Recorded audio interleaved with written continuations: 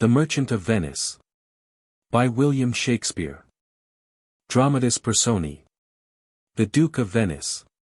The Prince of Morocco, suitor to Portia. The Prince of Aragon, suitor to Portia. Antonio, a merchant of Venice. Bassanio, his friend.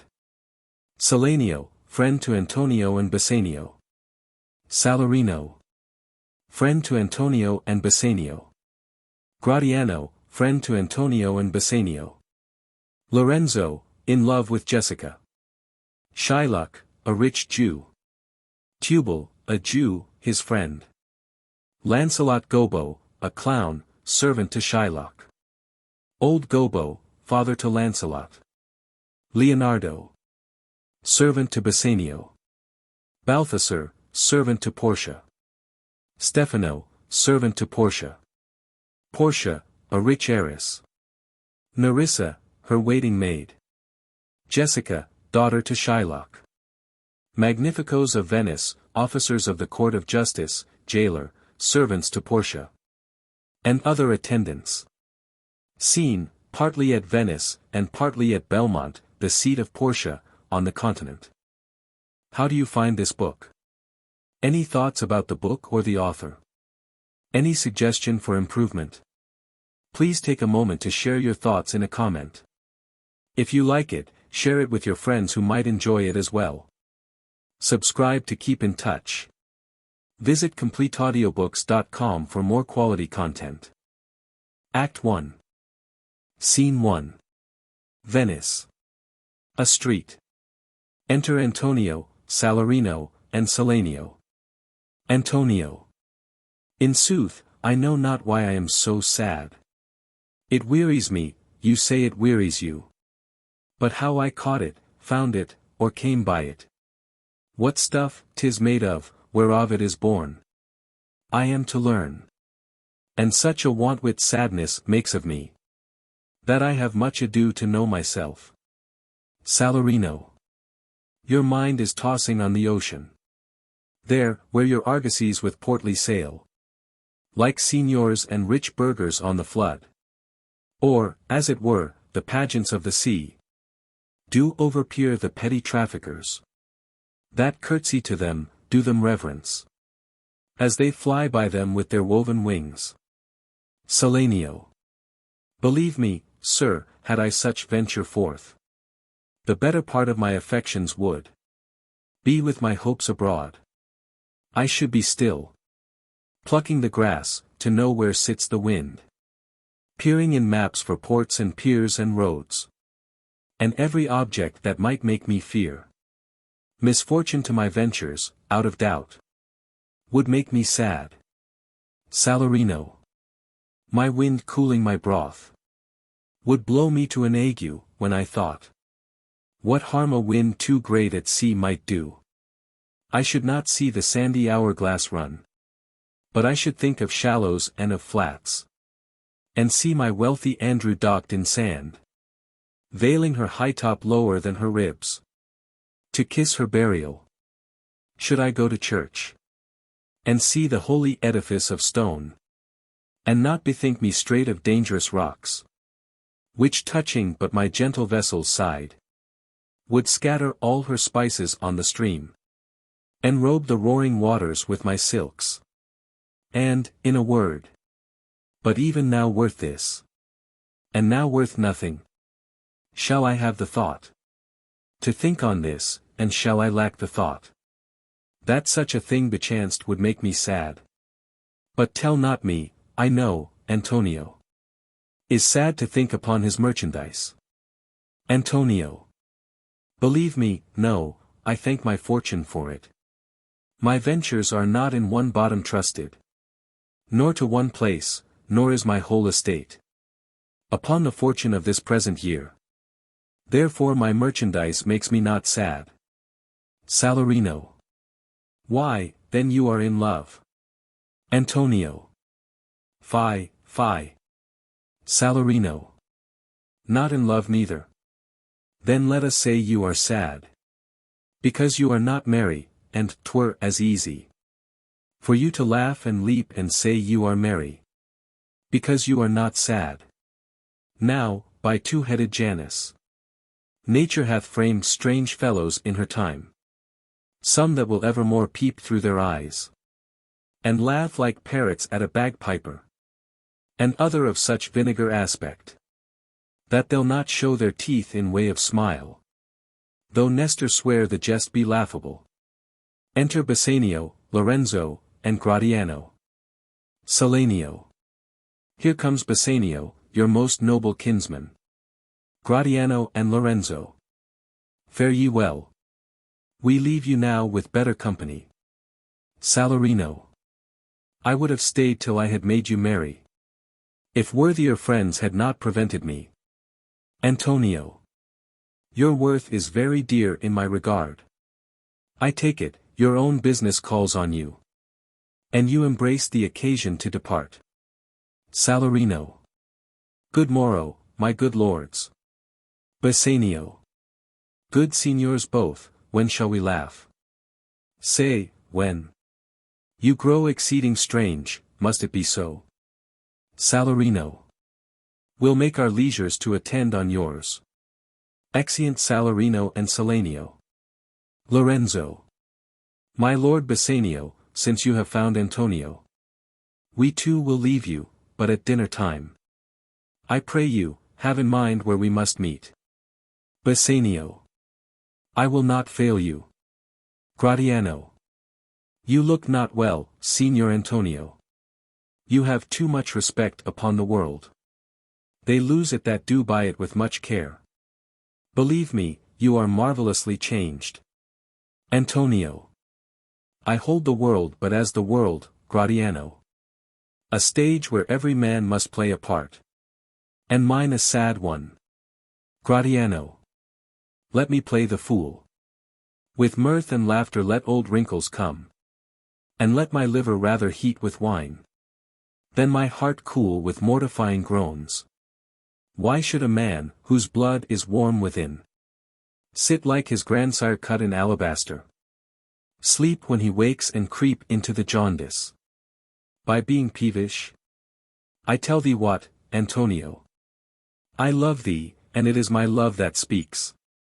There are a sort of men whose visages do cream and mantle like a standing pond, and do a wilful stillness entertain, with purpose to be dressed in an opinion of wisdom, gravity, profound conceit, as who should say, I am Sir Oracle, and when I ope my lips let no dog bark. O my Antonio, I do know of these, that therefore only are reputed wise, for saying nothing, when, I am very sure, if they should speak, would almost damn those ears, which, hearing them, would call their brothers fools. I'll tell thee more of this another time. But fish not, with this melancholy bait. For this fool gudgeon, this opinion. Come, good Lorenzo. Fare ye well a while. I'll end my exhortation after dinner. Lorenzo. Well, we will leave you then till dinner time. I must be one of these same dumb wise men. For Gratiano never lets me speak. Gratiano. Well, keep me company but 2 years mo. Thou shalt not know the sound of thine own tongue. Antonio. Farewell, I'll grow a talker for this gear. Gratiano. Thanks, faith, for silence is only commendable. In a neat's tongue dried and a maid not vendible. Exeunt Gratiano and Lorenzo. Antonio. Is that anything now? Bassanio.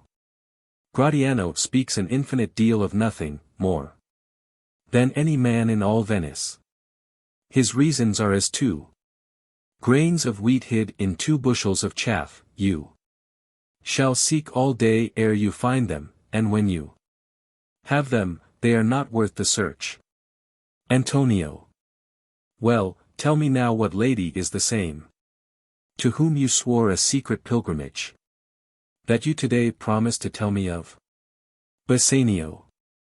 'Tis not unknown to you, Antonio, how much I have disabled mine estate, by something showing a more swelling port, than my faint means would grant continuance. Nor do I now make moan to be abridged from such a noble rate. But my chief care is to come fairly off from the great debts, wherein my time something too prodigal hath left me gauged. To you, Antonio, I owe the most, in money and in love. And from your love I have a warranty to unburden all my plots and purposes. How to get clear of all the debts I owe. Antonio, I pray you, good Bassanio, let me know it. And if it stand, as you yourself still do, within the eye of honor, be assured, my purse, my person, my extremest means, lie all unlocked to your occasions. Bassanio, in my school days, when I had lost one shaft, I shot his fellow of the selfsame flight, the selfsame way with more advised watch, to find the other forth, and by adventuring both, I oft found both. I urge this childhood proof, because what follows is pure innocence. I owe you much, and, like a wilful youth, that which I owe is lost. But if you please to shoot another arrow that self-way, which you did shoot the first, I do not doubt, as I will watch the aim, or to find both, or bring your latter hazard back again, and thankfully rest debtor for the first. Antonio, you know me well, and herein spend but time to wind about my love with circumstance. And out of doubt you do me now more wrong in making question of my uttermost, than if you had made waste of all I have. Then do but say to me what I should do, that in your knowledge may by me be done. And I am pressed unto it, therefore, speak. Bassanio, in Belmont is a lady richly left, and she is fair, and, fairer than that word, of wondrous virtues, sometimes from her eyes I did receive fair speechless messages. Her name is Portia, nothing undervalued, to Cato's daughter, Brutus Portia. Nor is the wide world ignorant of her worth, for the four winds blow in from every coast renowned suitors, and her sunny locks hang on her temples like a golden fleece, which makes her seat of Belmont Calcho's strand. And many Jasons come in quest of her. O my Antonio, had I but the means to hold a rival place with one of them, I have a mind presages me such thrift, that I should questionless be fortunate. Antonio, thou know'st that all my fortunes are at sea. Neither have I money nor commodity to raise a present sum, therefore go forth. Try what my credit can in Venice do. That shall be racked, even to the uttermost, to furnish thee to Belmont, to fair Portia. Go, presently inquire, and so will I, where money is, and I no question make, to have it of my trust or for my sake. Exeunt. Scene 2. Belmont. A room in Portia's house. Enter Portia and Nerissa. Portia. By my troth, Nerissa, my little body is aweary of this great world. Nerissa. You would be, sweet madam, if your miseries were in the same abundance as your good fortunes are, and yet, for aught I see, they are as sick that surfeit with too much as they that starve with nothing.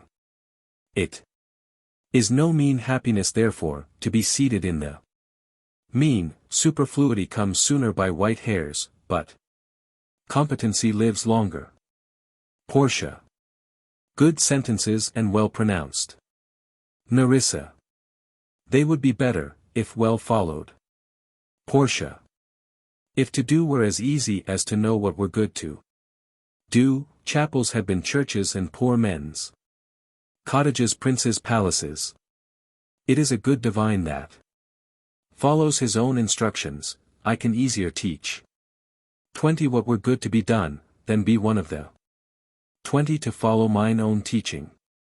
The brain may devise laws for the blood, but a hot temper leaps o'er a cold decree. Such a hair is madness. The youth, to skip o'er the meshes of good counsel the cripple. But this reasoning is not in the fashion to choose me a husband. O me, the word choose. I may neither choose whom I would nor refuse whom I dislike, so is the will of a living daughter curbed by the will of a dead father. Is it not hard, Nerissa, that I cannot choose one nor refuse none? Nerissa, your father was ever virtuous, and holy men at their death have good inspirations, therefore the lottery that he hath devised in these 3 chests of gold, silver and lead, whereof who chooses his meaning chooses you, will, no doubt, never be chosen by any rightly but one who shall rightly love. But what warmth is there in your affection towards any of these princely suitors that are already come? Portia, I pray thee, overname them, and as thou namest them, I will describe them, and, according to my description, level at my affection. Nerissa. First, there is the Neapolitan prince. Portia. Ay, that's a colt indeed, for he doth nothing but talk of his horse, and he makes it a great appropriation to his own good parts, that he can shew him himself. I am much afeard my lady his mother played false with a smith. Nerissa. Then there is the County Palatine. Portia. He doth nothing but frown, as who should say, if you will not have me choose, he hears merry tales and smiles not, I fear he will prove the weeping philosopher when he grows old, being so full of unmannerly sadness in his youth. I had rather be married to a death's head with a bone in his mouth than to either of these. God defend me from these 2. Nerissa. How say you by the French lord, Monsieur Le Bon? Portia. God made him, and therefore let him pass for a man. In truth, I know it is a sin to be a mocker, but why, he hath a horse better than the Neapolitans, a better bad habit of frowning than the Count Palatine, he is every man in no man. If a throstle sing, he falls straight a capering, he will fence with his own shadow. If I should marry him, I should marry 20 husbands. If he would despise me, I would forgive him, for if he love me to madness, I shall never requite him. Nerissa. What say you, then, to Falconbridge, the young Baron of England? Portia. You know I say nothing to him, for he understands not me, nor I him. He hath neither Latin, French, nor Italian, and you will come into the court and swear that I have a poor pennyworth in the English. He is a proper man's picture, but, alas, who can converse with a dumb show? How oddly he is suited. I think he bought his doublet in Italy, his round hose in France, his bonnet in Germany and his behavior everywhere. Nerissa. What think you of the Scottish lord, his neighbor? Portia. That he hath a neighborly charity in him, for he borrowed a box of the ear of the Englishman and swore he would pay him again when he was able. I think the Frenchman became his surety and sealed under for another. Nerissa. How like you the young German, the Duke of Saxony's nephew? Portia. Very vilely in the morning, when he is sober, and most vilely in the afternoon, when he is drunk. When he is best, he is a little worse than a man, and when he is worst, he is little better than a beast. And the worst fall that ever fell. I hope I shall make shift to go without him. Nerissa. If he should offer to choose, and choose the right casket, you should refuse to perform your father's will, if you should refuse to accept him. Portia. Therefore, for fear of the worst, I pray thee, said a Deep glass of Rhenish wine on the contrary casket. For if the devil be within and that temptation without, I know he will choose it. I will do any thing, Nerissa, ere I'll be married to a sponge. Nerissa. You need not fear, lady, the having any of these lords, they have acquainted me with their determinations. Which is, indeed, to return to their home and to trouble you with no more suit, unless you may be won by some other sort than your father's imposition depending on the caskets. Portia. If I live to be as old as Sibylla, I will die as chaste as Diana, unless I be obtained by the manner of my father's will. I am glad this parcel of wooers are so reasonable, for there is not one among them. But I dote on his very absence, and I pray God grant them a fair departure. Nerissa. Do you not remember, lady, in your father's time, a Venetian, a scholar and a soldier, that came hither in company of the Marquis of Montferrat? Portia. Yes, yes, it was Bassanio, as I think, he was so called. Nerissa. True, madam, he, of all the men that ever my foolish eyes looked upon, was the best deserving a fair lady. Portia. I remember him well, and I remember him worthy of thy praise. Enter a serving man. How now? What news? Servant. The 4 strangers seek for you, madam, to take their leave, and there is a forerunner come from a 5th, the Prince of Morocco, who brings word the Prince his master will be here tonight. Portia. If I could bid the 5th welcome with so good a heart as I can bid the other 4 farewell, I should be glad of his approach, if he have the condition of a saint and the complexion of a devil, I had rather he should shrive me than wive me. Come. Nerissa. Sirrah, go before. Whiles we shut the gates. Upon one wooer, another knocks at the door. Exeunt. Scene 3. Venice. A public place. Enter Bassanio and Shylock. Shylock. 3,000 ducats, well. Bassanio. I, sir, for 3 months. Shylock. For 3 months, well.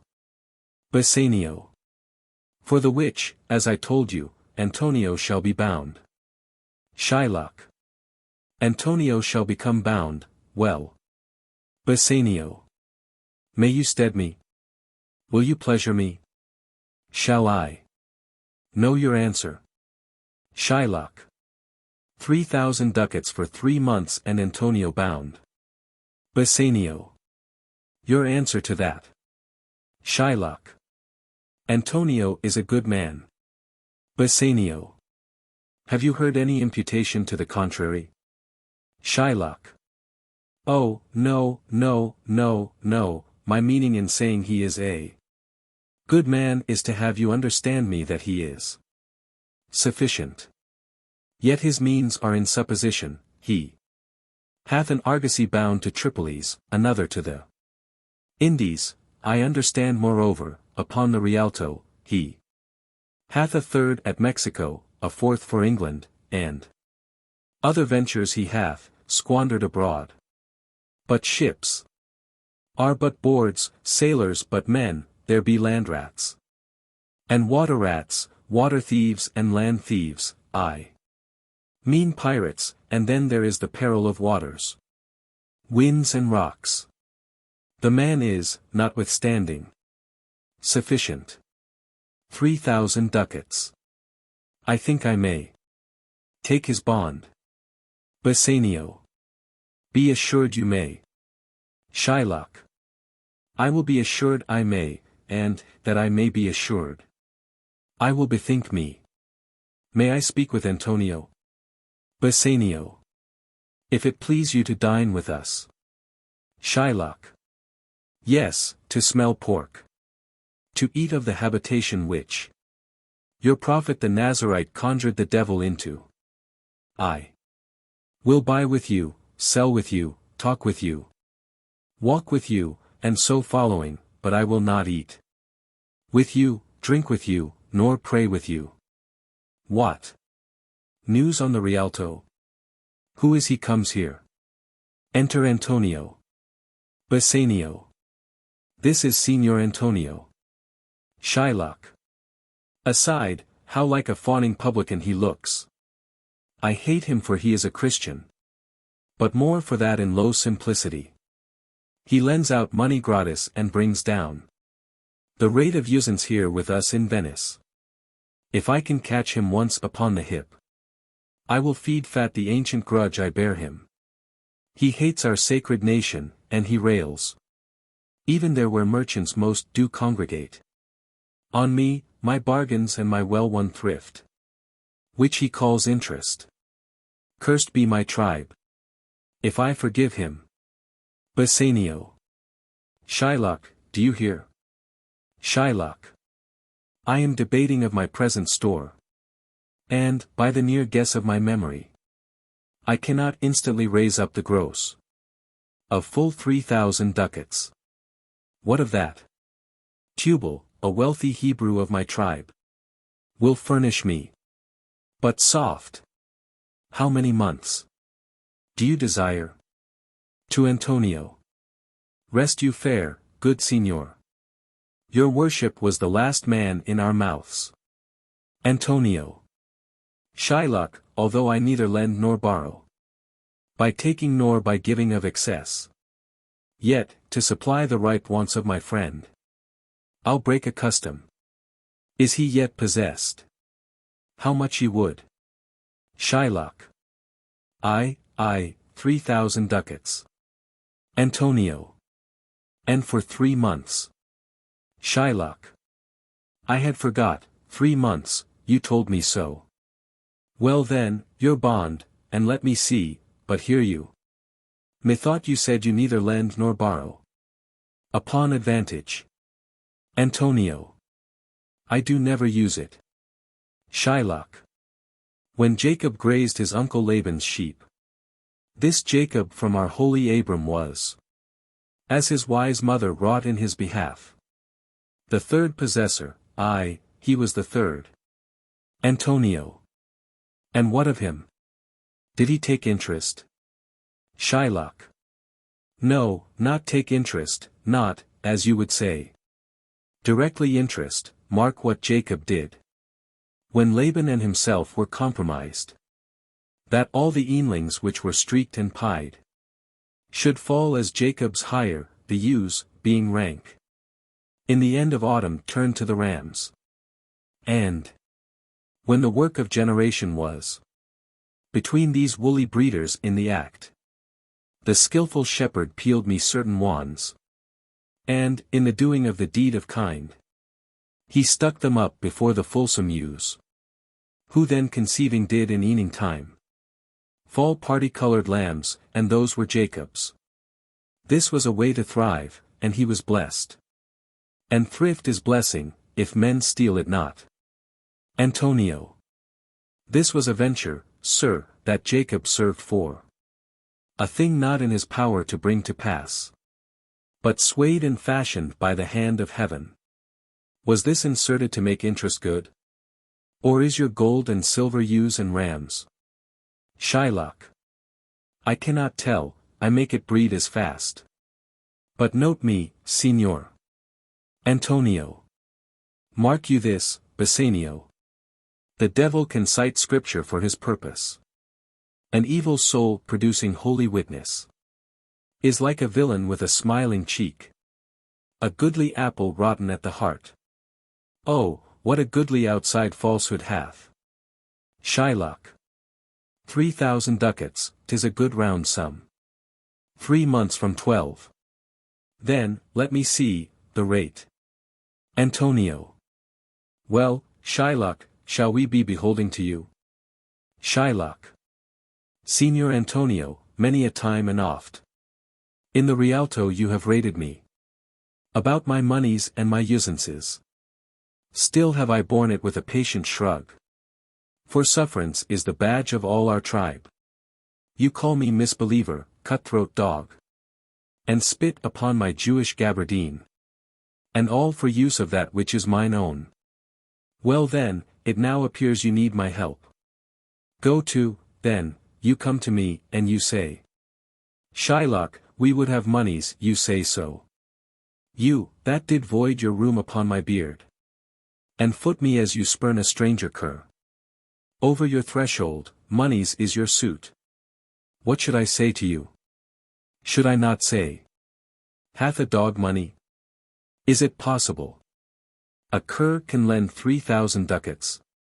Or shall I bend low and in a bondman's key? With bated breath and whispering humbleness, say this. Fair sir, you spit on me on Wednesday last. You spurned me such a day, another time. You called me dog. And for these courtesies, I'll lend you thus much moneys. Antonio. I am as like to call thee so again. To spit on thee again, to spurn thee too. If thou wilt lend this money, lend it not. As to thy friends. For when did friendship take a breed for barren metal of his friend? But lend it rather to thine enemy. Who, if he break, thou mayst with better face exact the penalty. Shylock. Why, look you, how you storm. I would be friends with you and have your love. Forget the shames that you have stained me with. Supply your present wants and take no doit of usance for my moneys, and you'll not hear me. This is kind I offer. Bassanio. This were kindness. Shylock. This kindness will I show. Go with me to a notary, seal me there. Your single bond. And, in a merry sport. If you repay me not on such a day. In such a place, such sum or sums as are expressed in the condition, let the forfeit be nominated for an equal pound of your fair flesh, to be cut off and taken. In what part of your body pleaseth me? Antonio. Content, faith, I'll seal to such a bond. And say there is much kindness in the Jew. Bassanio. You shall not seal to such a bond for me. I'll rather dwell in my necessity. Antonio. Why, fear not, man. I will not forfeit it. Within these 2 months, that's a month before this bond expires, I do expect return of thrice 3 times the value of this bond. Shylock. O Father Abram, what these Christians are, whose own hard dealings teaches them suspect the thoughts of others. Pray you, tell me this. If he should break his day, what should I gain by the exaction of the forfeiture? A pound of man's flesh taken from a man is not so estimable, profitable neither, as flesh of muttons, beefs, or goats. I say, to buy his favor, I extend this friendship. If he will take it, so, if not, adieu. And, for my love, I pray you wrong me not. Antonio. Yes, Shylock, I will seal unto this bond. Shylock. Then meet me forthwith at the notary's. Give him direction for this merry bond. And I will go and purse the ducats straight. See to my house, left in the fearful guard of an unthrifty knave, and presently I will be with you. Antonio. Hie thee, gentle Jew. Exit Shylock. The Hebrew will turn Christian, he grows kind. Bassanio. I like not fair terms and a villain's mind. Antonio. Come on, in this there can be no dismay. My ships come home a month before the day. Exeunt. Act 2. Scene 1. Belmont. A room in Portia's house. Flourish of cornets. Enter the Prince of Morocco and his train. Portia, Nerissa, and others attending. Morocco. Mislike me not for my complexion. The shadowed livery of the burnished sun, to whom I am a neighbor and near bred. Bring me the fairest creature northward born, where Phoebus' fire scarce thaws the icicles. And let us make incision for your love, to prove whose blood is reddest, his or mine. I tell thee, lady, this aspect of mine hath feared the valiant, by my love I swear. The best regarded virgins of our clime have loved it too. I would not change this hue, except to steal your thoughts, my gentle queen. Portia. In terms of choice I am not solely led by nice direction of a maiden's eyes. Besides, the lottery of my destiny bars me the right of voluntary choosing.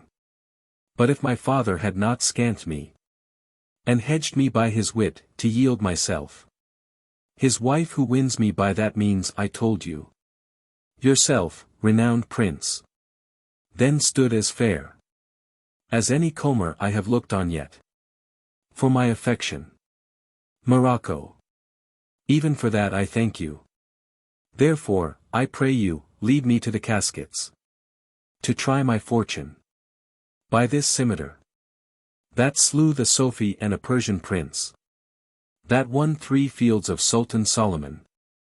I would outstare the sternest eyes that look, outbrave the heart most daring on the earth, pluck the young sucking cubs from the she-bear, yeah, mock the lion when he roars for prey, to win thee, lady. But, alas the while, if Hercules and Lycus play at dice, which is the better man, the greater throw may turn by fortune from the weaker hand. So is Alcides beaten by his page, and so may I, blind fortune leading me, miss that which one unworthier may attain, and die with grieving. Portia, you must take your chance, and either not attempt to choose at all, or swear before you choose, if you choose wrong, never to speak to lady afterward. In way of marriage, therefore be advised. Morocco. Nor will not. Come, bring me unto my chance. Portia. First, forward to the temple, after dinner. Your hazard shall be made. Morocco. Good fortune then, to make me blessed or cursed among men. Cornets, and exeunt. Scene 2. Venice. A street. Enter Lancelot. Lancelot. Certainly my conscience will serve me to run from this Jew my master. The fiend is at mine elbow and tempts me, saying to me, Gobbo, Lancelot, Gobbo, good Lancelot, or good Gobbo, or good Lancelot. Gobbo, use your legs, take the start, run away. My conscience says, no, take heed, honest Lancelot. Take heed, honest Gobbo, or, as aforesaid, honest Lancelot. Gobbo, do not run, scorn running with thy heels. Well, the most courageous fiend bids me pack, vea, says the fiend, away, says the fiend.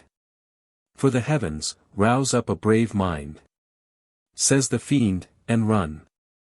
Well, my conscience, hanging about the neck of my heart, says very wisely to me, my honest friend Lancelot, being an honest man's son, or rather an honest woman's son. For indeed, my father did something smack, something grow to, he had a kind of taste. Well, my conscience says, Lancelot, budge not. Budge, says the fiend. Budge not, says my conscience. Conscience, say I, you counsel well. Fiend. Say I, you counsel well to be ruled by my conscience. I should stay with the Jew my master, who, God bless the mark, is a kind of devil. And, to run away from the Jew, I should be ruled by the fiend, who, saving your reverence, is the devil himself. Certainly the Jew is the very devil incarnal. And, in my conscience is. But a kind of hard conscience, to offer to counsel. Me to stay with the Jew. The fiend gives the more. Friendly counsel, I will run, fiend, my heels are. At your command, I will run. Enter old Gobbo, with a basket. Gobbo. Master young man, you, I pray you, which is the way? To Master Jews. Lancelot. Aside, O heavens, this is my true begotten father. Who, being more than sand blind, high gravel blind. Knows me not, I will try confusions with him. Gobbo. Master young gentleman, I pray you, which is the way? To Master Jews. Lancelot. Turn up on your right hand at the next turning, but at the next turning of all, on your left, marry, at the very next turning, turn of no hand, but turn down indirectly to the Jew's house. Gobbo. By God Sunties, 'twill be a hard way to hit. Can you tell me whether one Lancelot that dwells with him, dwell with him or no? Lancelot. Talk you of young Master Lancelot? Aside. Mark me now will I raise the waters. Talk you of young Master Lancelot? Gobbo. No master, sir, but a poor man's son, his father. Though I say it, is an honest exceeding poor man. And, God be thanked, well to live. Lancelot. Well, let his father be what a will we talk of. Young Master Lancelot. Gobbo. Your worship's friend and Lancelot, sir. Lancelot. But I pray you, ergo, old man, ergo, I beseech you. Talk you of young Master Lancelot? Gobbo. Of Lancelot, an't please your mastership. Lancelot. Ergo, Master Lancelot. Talk not of master. Lancelot, father. For the young gentleman. According to fates and destinies and such odd sayings, the sisters three and such branches of learning, is indeed deceased, or, as you would say, in plain terms, gone to heaven. Gobbo. Marry, God forbid. The boy was the very staff of my age, my very prop. Lancelot. Do I look like a cudgel or a hovel post, a staff or a prop? Do you know me, father? Gobbo. Alack the day, I know you not, young gentleman. But, I pray you, tell me, is my boy, God rest his soul, alive or dead? Lancelot. Do you not know me, father? Gobbo. Alack, sir, I am sand blind, I know you not. Lancelot. Nay, indeed, if you had your eyes, you might fail of the knowing me. It is a wise father that knows his own child. Well, old man, I will tell you news of your son. Give me your blessing, truth will come to light. Murder cannot be hid long, a man's son may, but at the length truth will out. Gobbo. Pray you, sir, stand up, I am sure you are not. Lancelot, my boy. Lancelot. Pray you, let's have no more fooling about it, but give me your blessing, I am Lancelot, your boy. That was, your son that is, your child that shall be. Gobbo. I cannot think you are my son. Lancelot. I know not what I shall think of that, but I am Lancelot, the Jew's man, and I am sure Marjorie your wife is my mother. Gobbo. Her name is Marjorie, indeed, I'll be sworn, if thou be Lancelot, thou art mine own flesh and blood. Lord worshipped might he be. What a beard hast thou got! Thou hast got more hair on thy chin than Dobbin my Philhorse has on his tail. Lancelot. It should seem, then, that Dobbin's tail grows backward, I am sure he had more hair of his tail. than I have of my face when I last saw him. Gobbo. Lord, how art thou changed! How dost thou and I? Master agree? I have brought him a present. How? Gree you now? Lancelot. Well, well, but, for mine own part, as I have set up my rest to run away, so I will not rest till I have run some ground. My master's a very Jew, give him a present. Give him a halter, I am famished in his service, you may tell every finger I have with my ribs. Father, I am glad you are come, give me your present to one Master Bassanio, who, indeed, gives rare new liveries. If I serve not him, I will run as far as God has any ground. O rare fortune! Here comes the man, to him, Father. For I am a Jew, if I serve the Jew any longer. Enter Bassanio, with Leonardo and other followers. Bassanio. You may do so, but let it be so hasted that supper be ready at the farthest by 5 of the clock. See these letters delivered. Put the liveries to making. And desire Gratiano to come anon to my lodging. Exit a servant. Lancelot. To him, Father. Gobbo. God bless your worship. Bassanio. Gramercy. Wouldst thou aught with me? Gobbo. Here's my son, sir, a poor boy. Lancelot. Not a poor boy, sir, but the rich Jew's man. That would, sir, as my father shall specify. Gobbo. He hath a great infection, sir, as one would say, to serve. Lancelot. Indeed, the short and the long is, I serve the Jew. And have a desire. As my father shall specify. Gobbo. His master and he, saving your worship's reverence, are scarce cater cousins. Lancelot.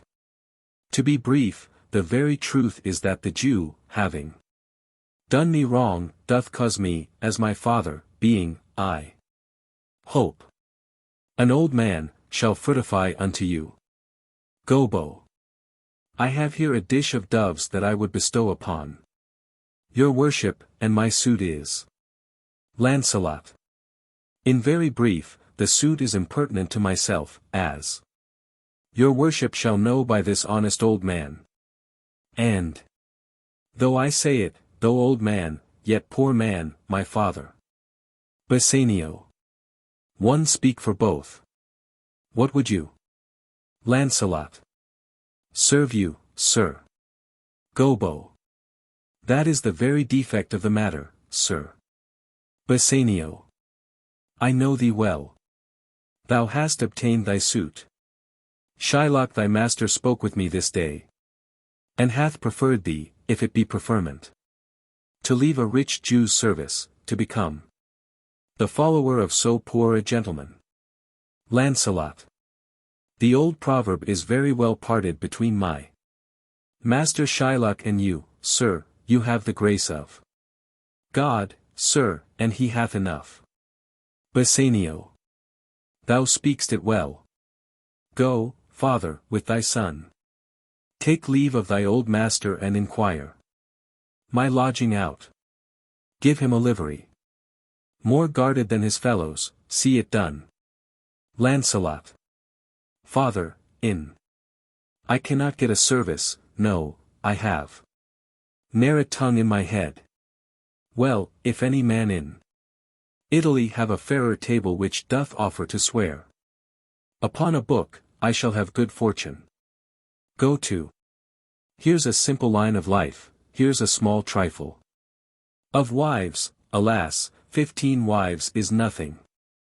11 widows and 9 maids is a simple coming in for one man, and then to 'scape drowning thrice, and to be in peril of my life with the edge of a feather bed. Here are simple scapes. Well, if fortune be a woman, she's a good wench for this gear. Father. Come, I'll take my leave of the Jew in the twinkling of an eye. Exeunt Lancelot and old Gobbo. Bassanio. I pray thee, good Leonardo, think on this. These things being bought and orderly bestowed. Return in haste, for I do feast tonight. My best esteemed acquaintance, hie thee, go. Leonardo. My best endeavors shall be done herein. Enter Gratiano. Gratiano. Where is your master? Leonardo. Yonder, sir, he walks. Exit. Gratiano. Signor Bassanio. Bassanio. Gratiano. Gratiano. I have a suit to you. Bassanio. You have obtained it. Gratiano. You must not deny me, I must go with you to Belmont. Bassanio. Why then you must. But hear thee, Gratiano. Thou art too wild, too rude and bold of voice. Parts that become thee happily enough. And in such eyes as ours appear not faults. But where thou art not known, why, there they show something too liberal. Pray thee, take pain to allay with some cold drops of modesty thy skipping spirit, lest through thy wild behavior I be misconstrued in the place I go to, and lose my hopes. Gratiano. Signor Bassanio, hear me.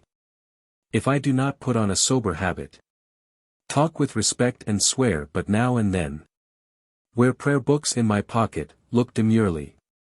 Nay more, while grace is saying, hood mine eyes. Thus with my hat. And sigh and say, Amen. Use all the observance of civility. Like one well studied in a sad ostent. To please his grandam, never trust me more. Bassanio. Well, we shall see your bearing. Gratiano.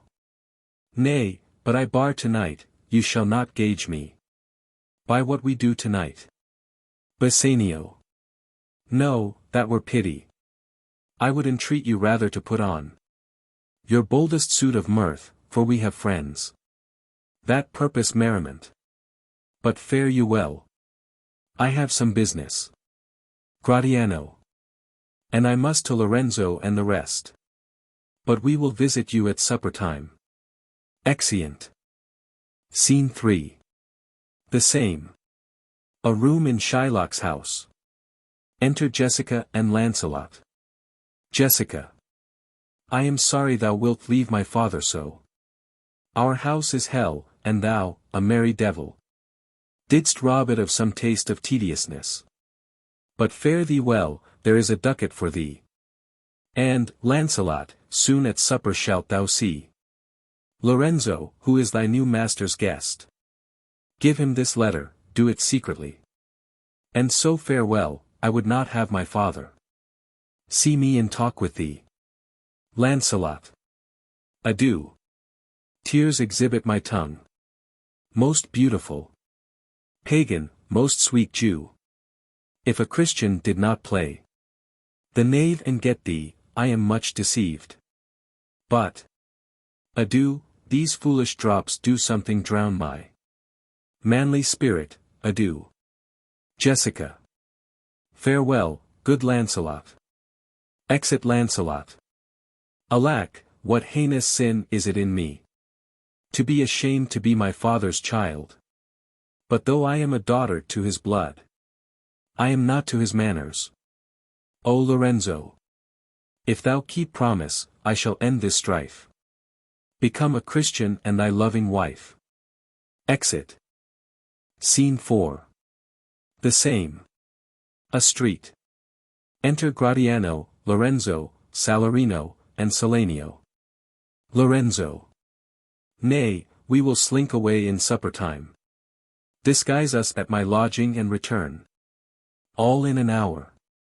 Gratiano. We have not made good preparation. Salarino. We have not spoke us yet of torchbearers. Salanio. 'Tis vile, unless it may be quaintly ordered. And better in my mind not undertook. Lorenzo. 'Tis now but 4 o'clock, we have 2 hours to furnish us. Enter Lancelot, with a letter. Friend Lancelot, what's the news? Lancelot. And it shall please you to break up. This, it shall seem to signify. Lorenzo. I know the hand, in faith, 'tis a fair hand. And whiter than the paper it writ on. Is the fair hand that writ. Gratiano. Love news, in faith. Lancelot. By your leave, sir. Lorenzo. Whither goest thou? Lancelot. Marry, sir, to bid my old master the Jew to sup tonight with my new master the Christian. Lorenzo. Hold here, take this, tell gentle Jessica. I will not fail her, speak it privately. Go, gentlemen. Exit Lancelot.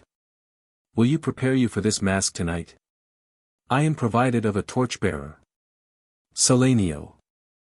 Ay, marry, I'll be gone about it straight. Salanio. And so will I. Lorenzo. Meet me and Gratiano. At Gratiano's lodging some hour hence. Salarino. 'Tis good we do so. Exeunt Salarino and Salanio. Gratiano. Was not that letter from fair Jessica? Lorenzo. I must needs tell thee all. She hath directed how I shall take her from her father's house. What gold and jewels she is furnished with. What pages' suit she hath in readiness. If e'er the Jew her father come to heaven, it will be for his gentle daughter's sake.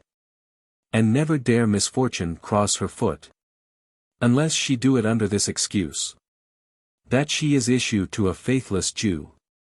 Come, go with me. Peruse this as thou goest. Fair Jessica shall be my torchbearer. Exeunt. Scene 5. The same. Before Shylock's house. Enter Shylock and Lancelot. Shylock. Well, thou shalt see, thy eyes shall be thy judge. The difference of old Shylock and Bassanio. What, Jessica? Thou shalt not gourmandize. As thou hast done with me, what, Jessica? And sleep and snore, and rend apparel out. Why, Jessica, I say. Lancelot. Why, Jessica? Shylock. Who bids thee call? I do not bid thee call. Lancelot. Your worship was wont to tell me that. I could do nothing without bidding. Enter Jessica. Jessica. Call you. What is your will? Shylock. I am bid forth to supper, Jessica.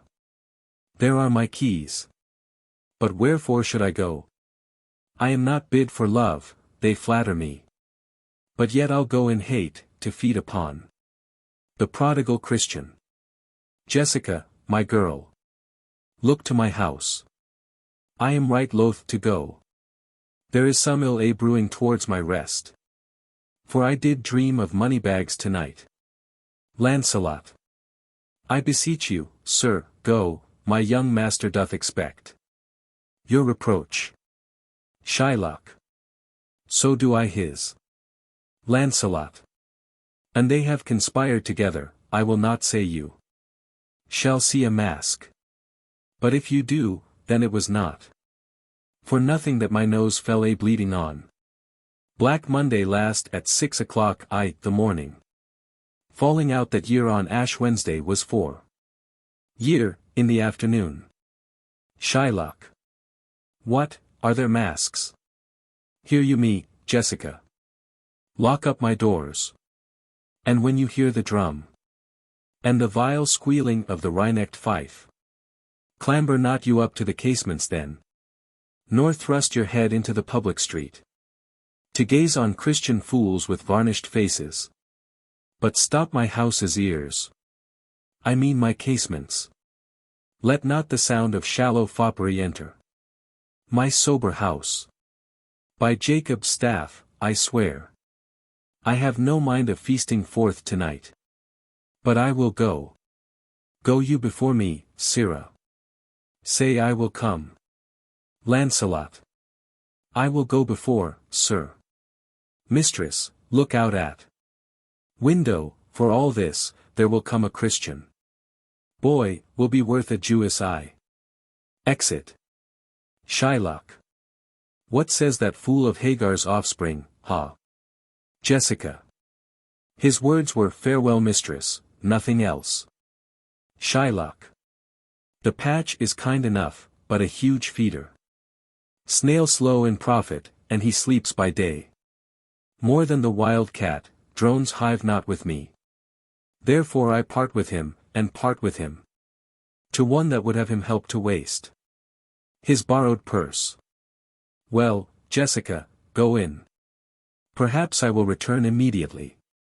Do as I bid you, shut doors after you. Fast bind, fast find. A proverb never stale in thrifty mind. Exit. Jessica. Farewell, and if my fortune be not crossed, I have a father, you a daughter, lost. Exit. Scene 6. The same. Enter Gratiano and Salarino, masked. Gratiano.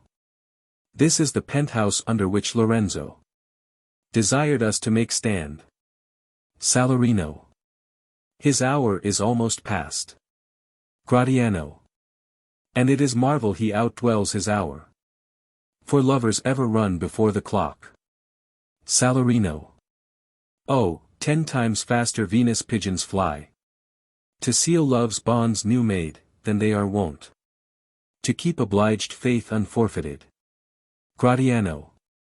That ever holds, who riseth from a feast with that keen appetite that he sits down.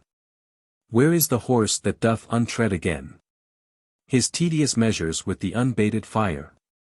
That he did pace them first. All things that are with more spirit chaste than enjoyed. How like a younker or a prodigal the scarfed bark puts from her native bay, hugged and embraced by the strumpet wind. How like the prodigal doth she return, with over-weathered ribs and ragged sails, lean, rent and beggared by the strumpet wind. Salarino. Here comes Lorenzo, more of this hereafter. Enter Lorenzo. Lorenzo.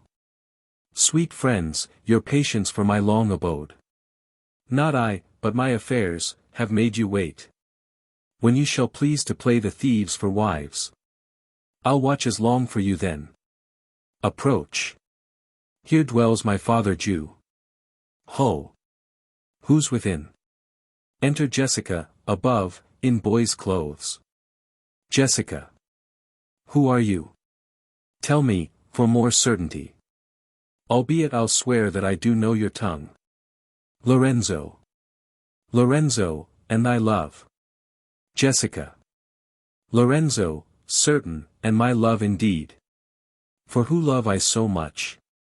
And now who knows but you, Lorenzo, whether I am yours? Lorenzo. Heaven and thy thoughts are witness that thou art. Jessica. Here, catch this casket, it is worth the pains. I am glad, 'tis night, you do not look on me. For I am much ashamed of my exchange. But love is blind and lovers cannot see the pretty follies that themselves commit.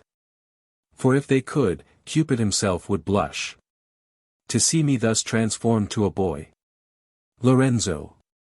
Descend, for you must be my torchbearer. Jessica. What, must I hold a candle to my shames? They in themselves, good sooth, are too light. Why, 'tis an office of discovery, love. And I should be obscured. Lorenzo. So are you, sweet. Even in the lovely garnish of a boy. But come at once. For the close night doth play the runaway. And we are stayed for at Bassanio's feast. Jessica. I will make fast the doors, and gild myself with some more ducats, and be with you straight. Exit above. Gratiano. Now, by my hood, a Gentile and no Jew. Lorenzo. Beshrew me, but I love her heartily. For she is wise, if I can judge of her. And fair she is, if that mine eyes be true. And true she is, as she hath proved herself. And therefore, like herself, wise, fair and true, shall she be placed in my constant soul. Enter Jessica, below. What, art thou come?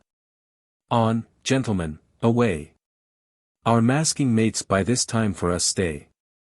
Exit with Jessica and Salarino. Enter Antonio. Antonio. Who's there?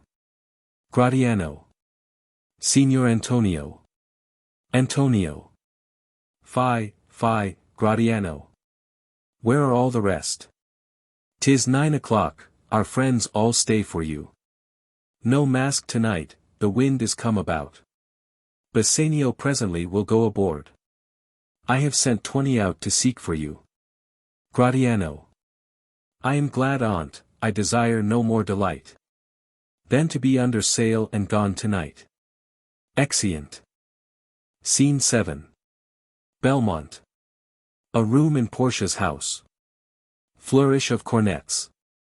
Enter Portia, with the Prince of Morocco, and their trains. Portia.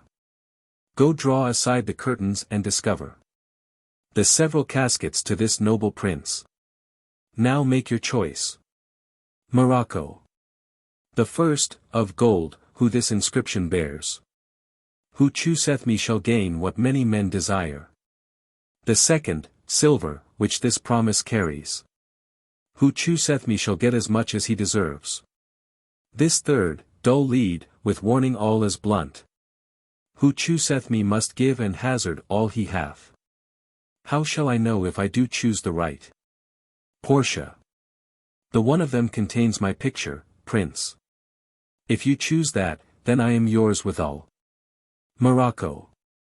Some god direct my judgment. Let me see. I will survey the inscriptions back again. What says this leaden casket? Who chooseth me must give and hazard all he hath. Must give, for what? For lead. Hazard for lead.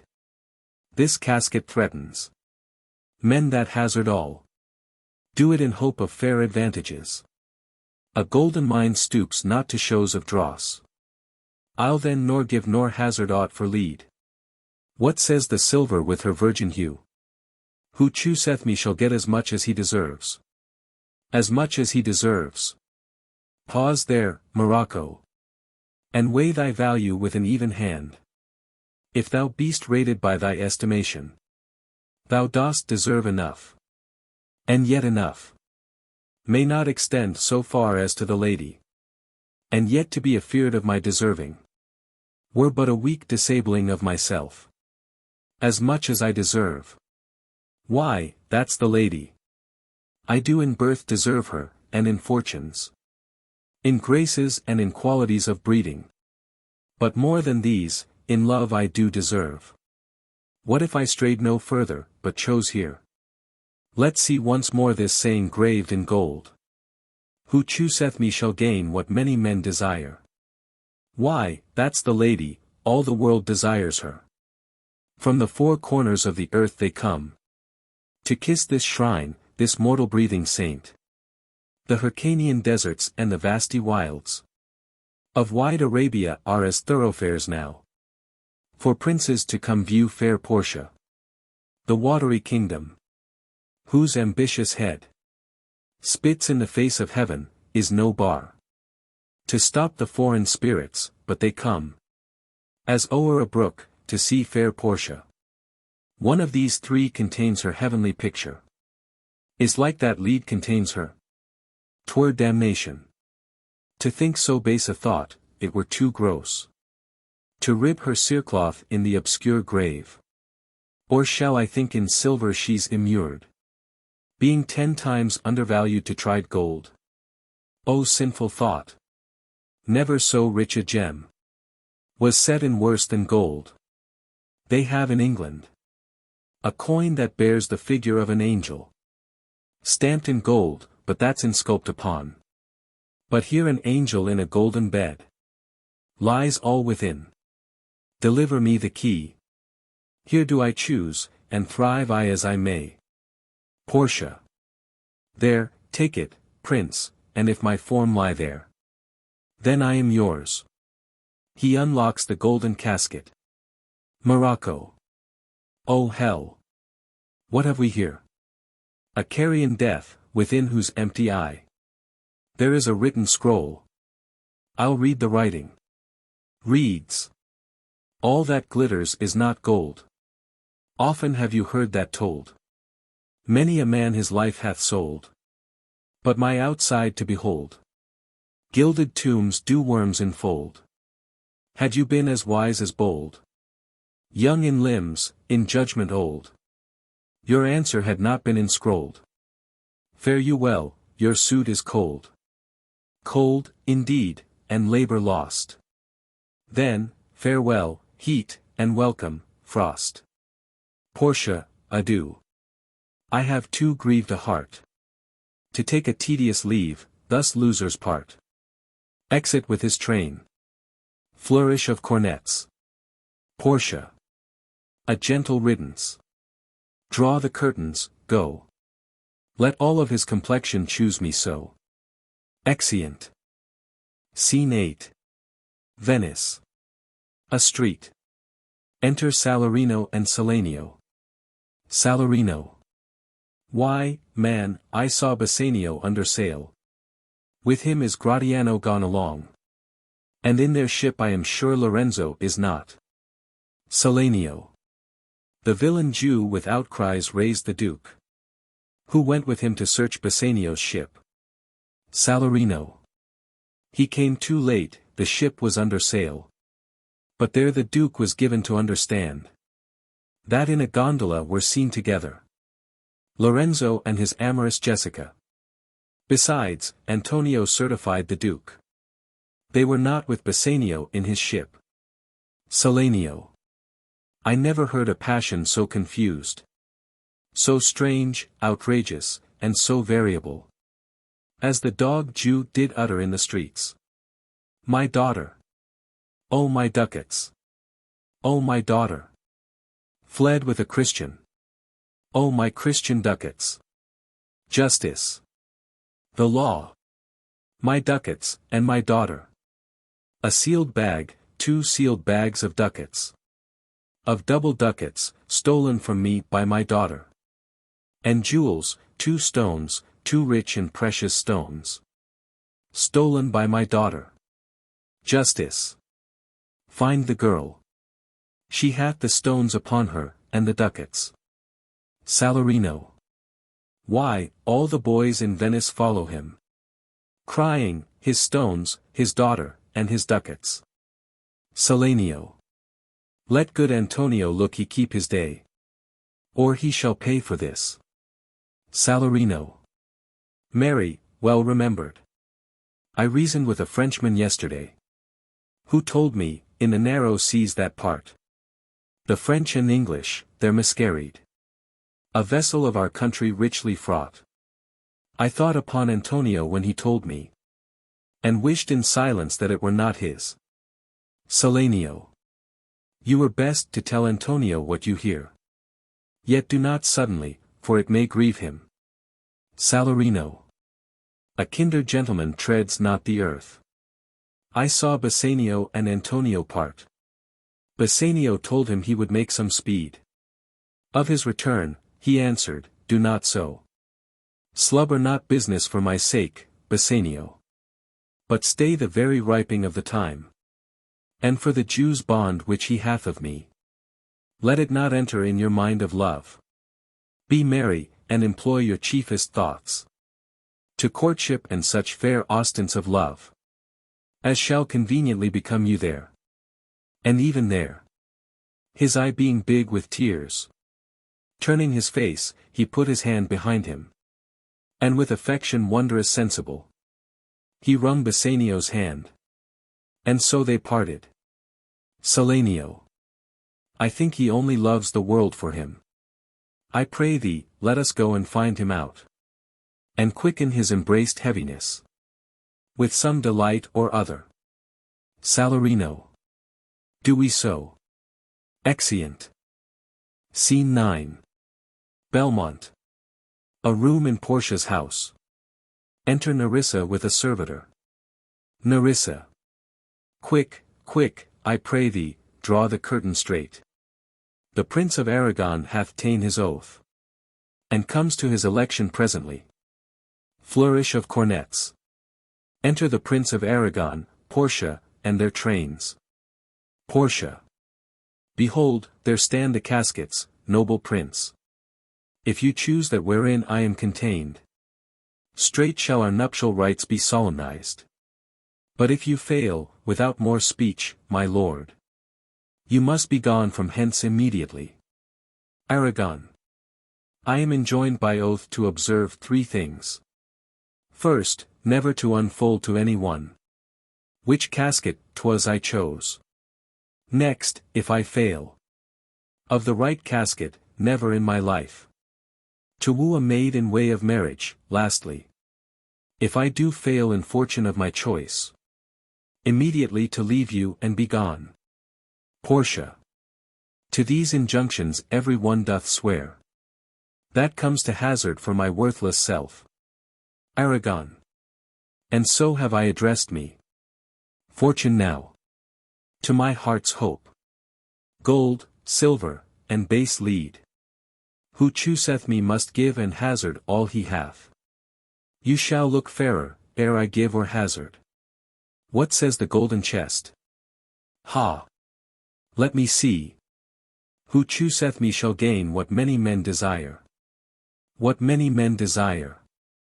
That many may be meant by the fool multitude, that choose by show, not learning more than the fond I doth teach, which prize not to the interior, but, like the martlet, builds in the weather on the outward wall, even in the force and road of casualty. I will not choose what many men desire, because I will not jump with common spirits, and rank me with the barbarous multitudes. Why, then to thee, thou silver treasure house, tell me once more what title thou dost bear. Who chooseth me shall get as much as he deserves. And well said too, for who shall go about to cozen fortune and be honorable without the stamp of merit? Let none presume to wear an undeserved dignity. Oh, that estates, degrees and offices were not derived corruptly, and that clear honor were purchased by the merit of the wearer. How many then should cover that stand bare? How many be commanded that command? How much low peasantry would then be gleaned from the true seed of honor? And how much honor picked from the chaff and ruin of the times, to be new varnished? Well, but to my choice. Who chooseth me shall get as much as he deserves. I will assume desert. Give me a key for this, and instantly unlock my fortunes here.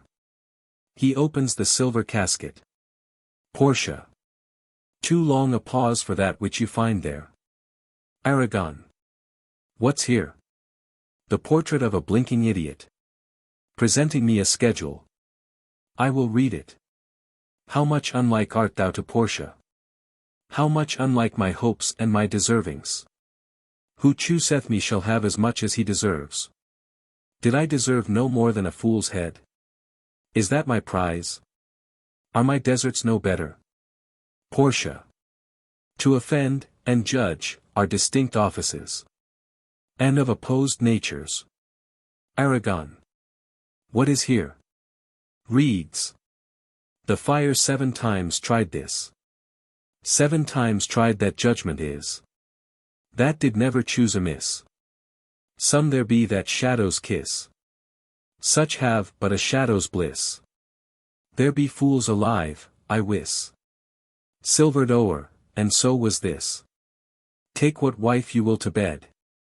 I will ever be your head. So be gone, you are sped. Still more fool I shall appear by the time I linger here. With 1 fool's head I came to woo, but I go away with 2. Sweet, adieu. I'll keep my oath. patiently to bear my wrath. Exeunt Aragon and train. Portia. Thus hath the candle singed the moth. Oh, these deliberate fools! When they do choose, they have the wisdom by their wit to lose. Nerissa. The ancient saying is no heresy. Hanging and wiving goes by destiny. Portia. Come, draw the curtain, Nerissa. Enter a servant.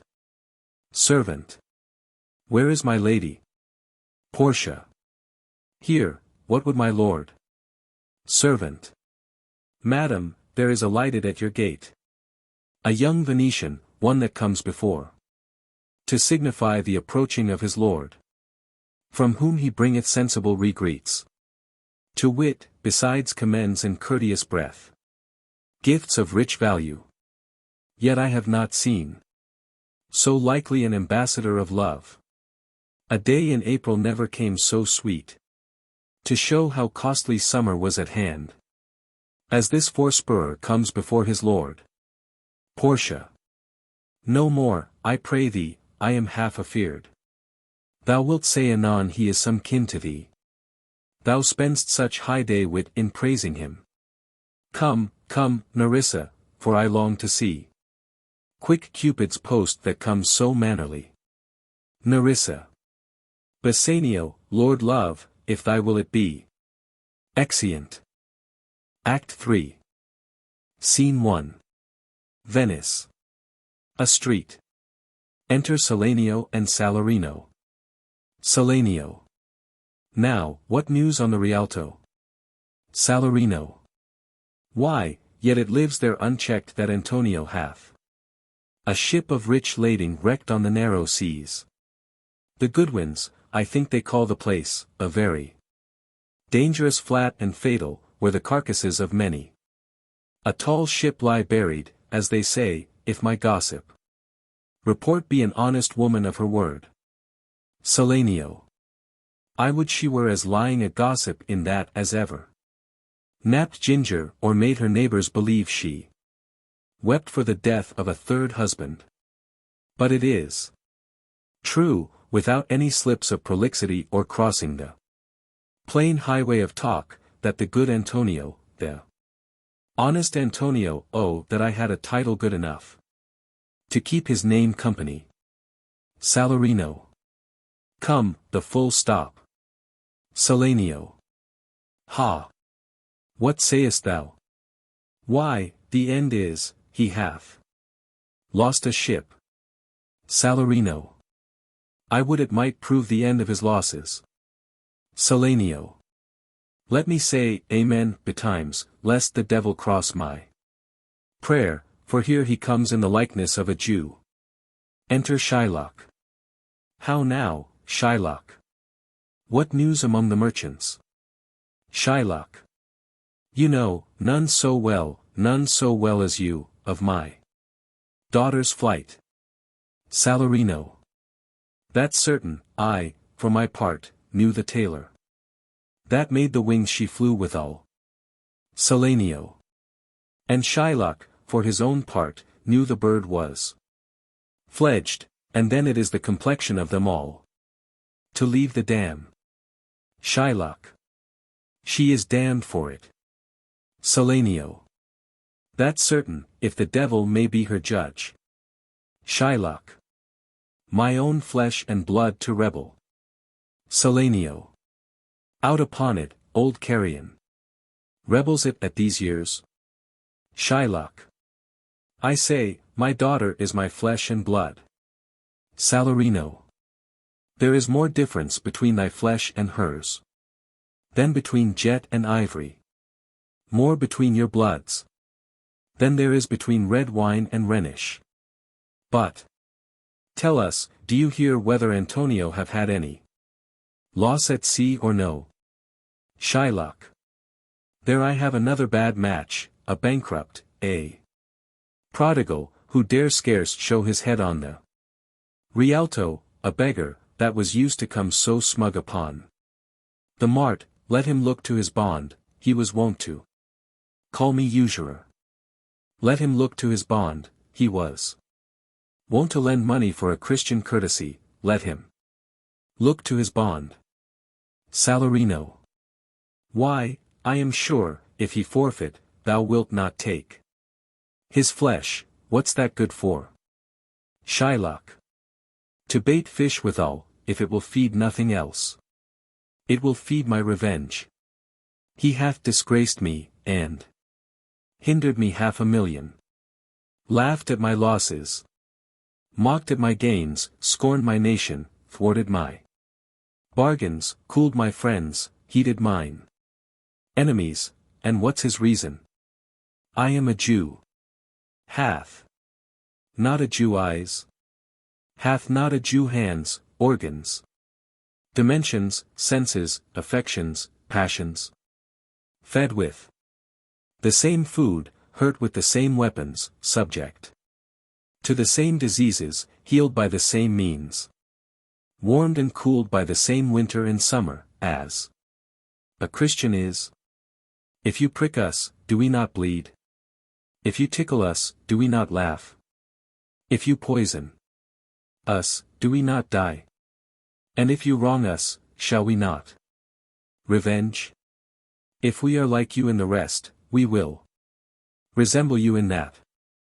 If a Jew wrong a Christian, what is his humility? Revenge. If a Christian wrong a Jew, what should his sufferance be by Christian example? Why, revenge.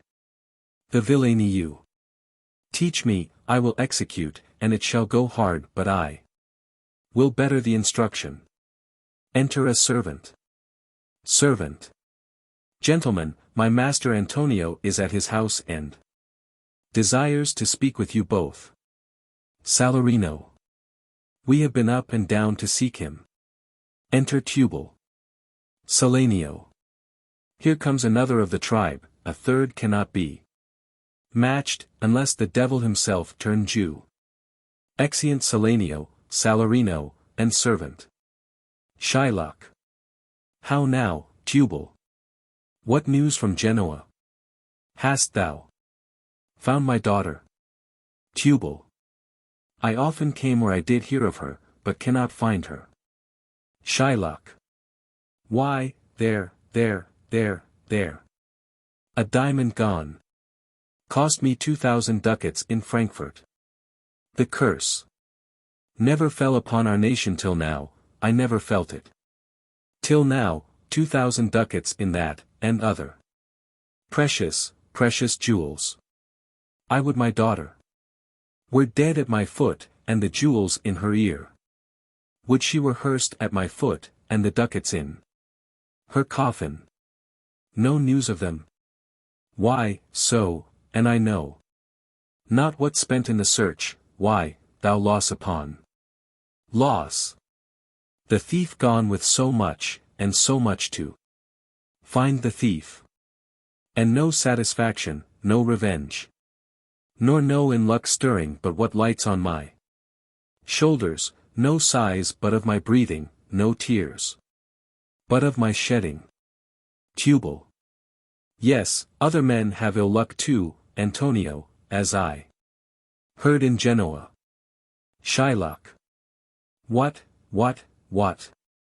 Ill luck. Tubal. Hath an argosy cast away, coming from Tripolis. Shylock. I thank God. Is true. Tubal.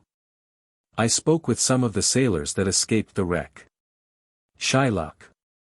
I thank thee, good Tubal, good news. Ha. Where? In Genoa. Tubal. Your daughter spent in Genoa, as I heard, in one night 80 ducats. Shylock. Thou stickest a dagger in me, I shall never see my gold again, 80 ducats at a sitting. 80 ducats. Tubal. There came divers of Antonio's creditors in my company to Venice, that swear he cannot choose but break. Shylock. I am very glad of it, I'll plague him, I'll torture him, I am glad of it. Tubal. One of them showed me a ring that he had of your daughter for a monkey. Shylock. Out upon her. Thou torturest me, Tubal, it was my turquoise. I had it of Leah when I was a bachelor. I would not have given it for a wilderness of monkeys. Tubal. But Antonio is certainly undone. Shylock. Nay, that's true, that's very true.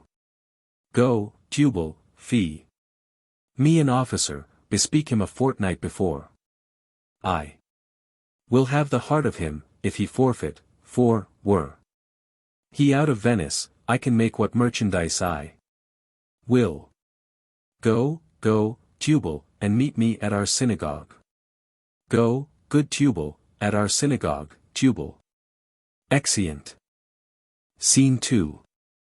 Belmont. A room in Portia's house. Enter Bassanio, Portia, Gratiano, Nerissa, and attendants. Portia. I pray you, tarry, pause a day or two. Before you hazard, for, in choosing wrong, I lose your company, therefore forbear a while. There's something tells me, but it is not love. I would not lose you, and you know yourself. Hate counsels not in such equality. But lest you should not understand me well. And yet a maiden hath no tongue but thought. I would detain you here some month or two. Before you venture for me.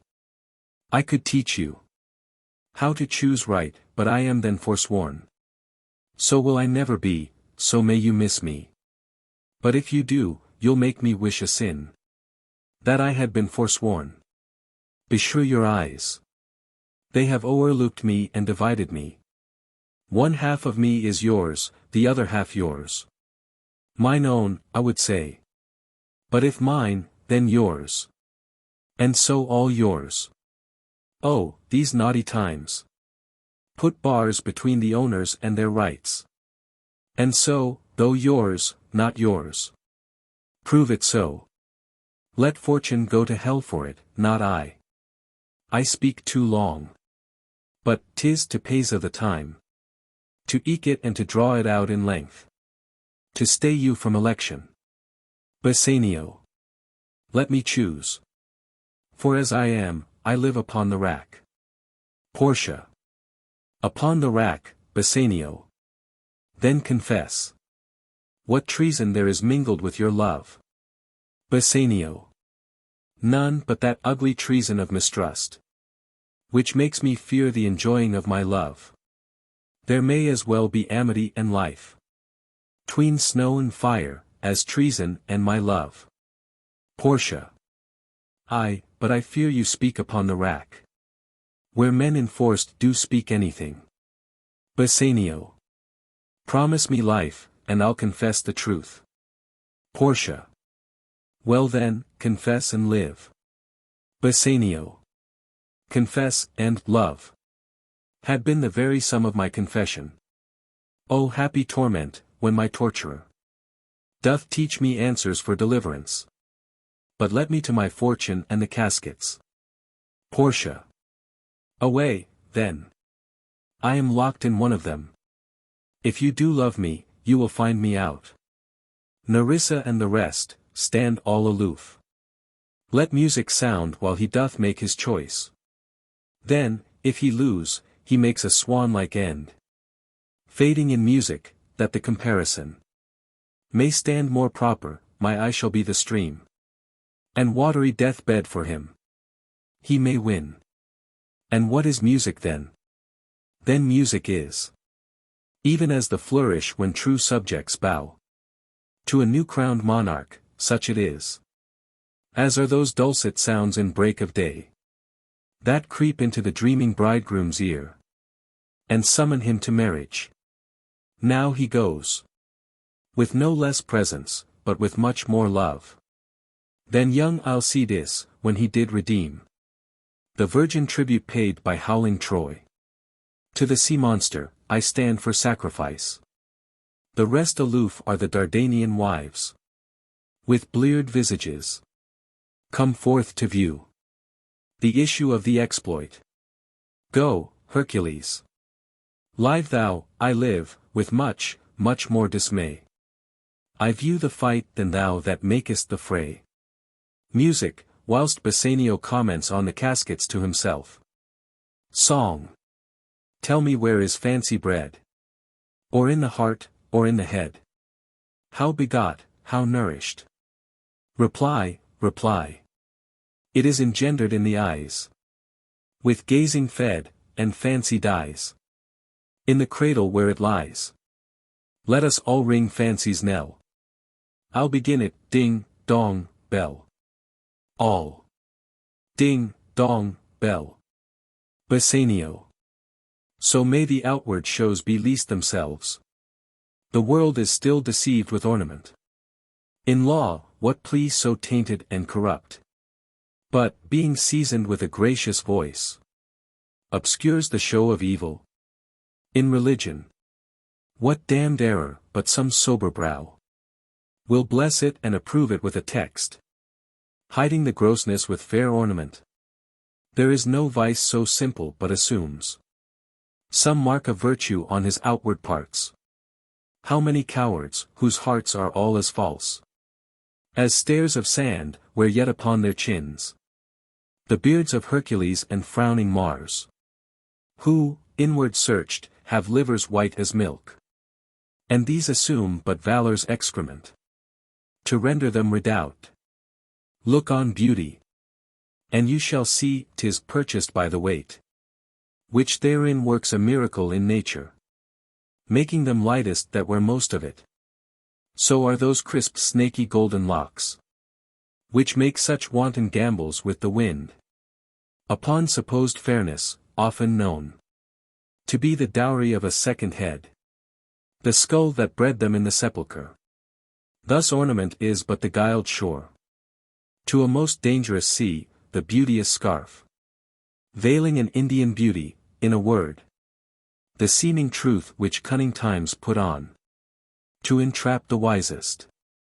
Therefore, thou gaudy gold, hard food for Midas, I will none of thee, nor none of thee, thou pale and common drudge, tween man and man, but thou meagre lead, which rather threatenest than dost promise aught. Thy paleness moves me more than eloquence, and here choose I, joy be the consequence. Portia. Aside, how all the other passions fleet to air, as doubtful thoughts, and rash embraced despair, and shuddering fear, and green-eyed jealousy. O love! Be moderate, allay thy ecstasy. In measure reign thy joy, scant this excess. I feel too much thy blessing, make it less. For fear I surfeit. Bassanio. What find I here? Opening the leaden casket. Fair Portia's counterfeit. What demigod hath come so near creation? Move these eyes? Or whether, riding on the balls of mine, seem they in motion? Here are severed lips, parted with sugar breath, so sweet a bar should sunder such sweet friends. Here in her hairs, the painter plays the spider and hath woven a golden mesh to entrap the hearts of men, faster than gnats in cobwebs, but her eyes, how could he see to do them? Having made one, methinks it should have power to steal both his, and leave itself unfurnished. Yet look, how far the substance of my praise doth wrong this shadow. In underprizing it, so far this shadow doth limp behind the substance. Here's the scroll, the continent and summary of my fortune. Reads, you that choose not by the view, chance as fair and choose as true. Since this fortune falls to you, be content and seek no new. If you be well pleased with this, and hold your fortune for your bliss, turn you where your lady is, and claim her with a loving kiss. A gentle scroll. Fair lady, by your leave, I come by note, to give and to receive. Like one of two contending in a prize, that thinks he hath done well in people's eyes. Hearing applause and universal shout, Giddy in spirit, still gazing in a doubt. Whether these pearls of praise be his or no. So, thrice fair lady, stand I, even so. As doubtful whether what I see be true. Until confirmed, signed, ratified by you. Portia. You see me, Lord Bassanio, where I stand. Such as I am, though for myself alone. I would not be ambitious in my wish. To wish myself much better, yet, for you. I would be treble 20 times myself. 1,000 times more fair, 10,000 times more rich. That only to stand high in your account. I might in virtue, beauties, livings, friends. Exceed account. But the full sum of me is sum of something, which, to term in gross, is an unlessoned girl, unschooled, unpracticed. Happy in this, she is not yet so old. But she may learn, happier than this. She is not bred so dull, but she can learn. Happiest of all is that her gentle spirit commits itself to yours to be directed. As from her lord, her governor, her king. Myself and what is mine to you and yours is now converted, but now I was the lord of this fair mansion, master of my servants. Queen o'er myself, and even now, but now. This house, these servants and this same myself are yours. My lord, I give them with this ring. Which when you part from, lose, or give away. Let it presage the ruin of your love. And be my vantage to exclaim on you. Bassanio. Madam, you have bereft me of all words. Only my blood speaks to you in my veins. And there is such confusion in my powers. As after some oration fairly spoke. By a beloved prince, there doth appear. Among the buzzing pleased multitude. Where every something, being blent together, turns to a wild of nothing, save of joy. Expressed and not expressed. But when this ring parts from this finger, then parts life from hence. Oh, then be bold to say Bassanio's dead. Nerissa. My lord and lady, it is now our time. That have stood by and seen our wishes prosper. To cry, good joy, my lord and lady. Gratiano. My lord Bassanio and my gentle lady. I wish you all the joy that you can wish. For I am sure you can wish none from me. And when your honors mean to solemnize the bargain of your faith, I do beseech you. Even at that time I may be married too. Bassanio. With all my heart, so thou canst get a wife. Gratiano. I thank your lordship, you have got me one. My eyes, my lord, can look as swift as yours. You saw the mistress, I beheld the maid. You loved, I loved for intermission. No more pertains to me, my lord, than you. Your fortune stood upon the casket there. And so did mine too, as the matter falls. For wooing here until I sweat again. And sweating until my very roof was dry. With oaths of love, at last, if promise last. I got a promise of this fair one here. To have her love, provided that your fortune achieved her mistress. Portia. Is this true, Nerissa? Nerissa. Madam, it is, so you stand pleased withal. Bassanio. And do you, Gratiano, mean good faith? Gratiano. Yes, faith, my lord. Bassanio. Our feast shall be much honored in your marriage. Gratiano. We'll play with them the first boy for 1,000 ducats. Nerissa. What, and stake down? Gratiano. No, we shall ne'er win at that sport, and stake down. But who comes here? Lorenzo and his infidel. What?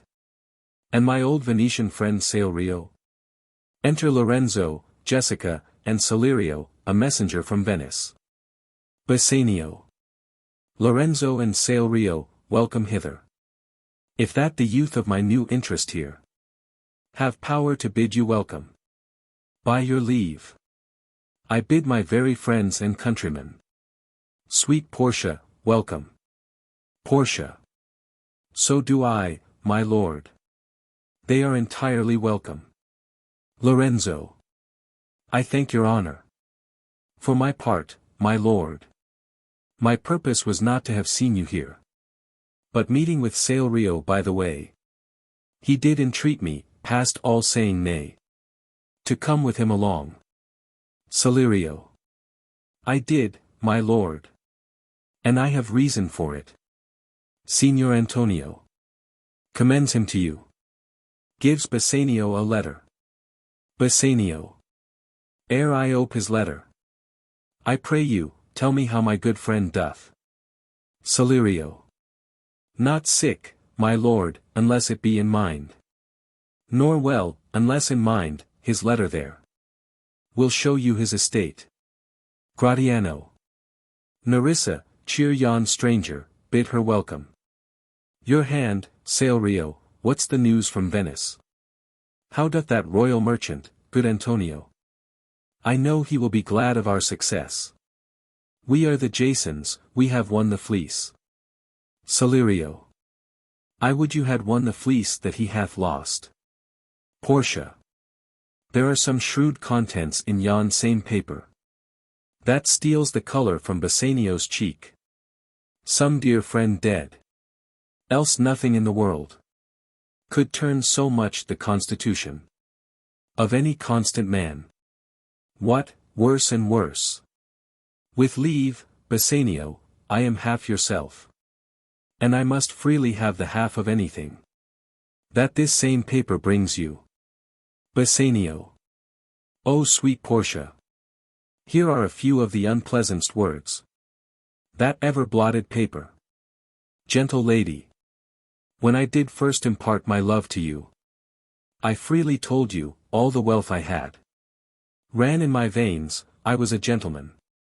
And then I told you true, and yet, dear lady, rating myself at nothing, you shall see how much I was a braggart. When I told you my state was nothing, I should then have told you that I was worse than nothing. For, indeed, I have engaged myself to a dear friend. Engaged my friend to his mere enemy. To feed my means. Here is a letter, lady. The paper as the body of my friend. And every word in it a gaping wound. Issuing life blood. But is it true, Rio? Have all his ventures failed? What, not one hit? From Tripolis, from Mexico and England. From Lisbon, Barbary and India. And not one vessel 'scaped the dreadful touch of merchant marring rocks. Salerio. Not one, my lord. Besides, it should appear, that if he had the present money to discharge the Jew, he would not take it. Never did I know a creature, that did bear the shape of man, so keen and greedy to confound a man. He plies the Duke at morning and at night, and doth impeach the freedom of the state. If they deny him justice, 20 merchants, the Duke himself, and the Magnificos of greatest port, have all persuaded with him. But none can drive him from the envious plea of forfeiture, of justice, and his bond. Jessica. When I was with him I have heard him swear to Tubal and to Chus, his countrymen, that he would rather have Antonio's flesh than 20 times the value of the sum that he did owe him, and I know, my lord, if law, authority and power deny not, it will go hard with poor Antonio.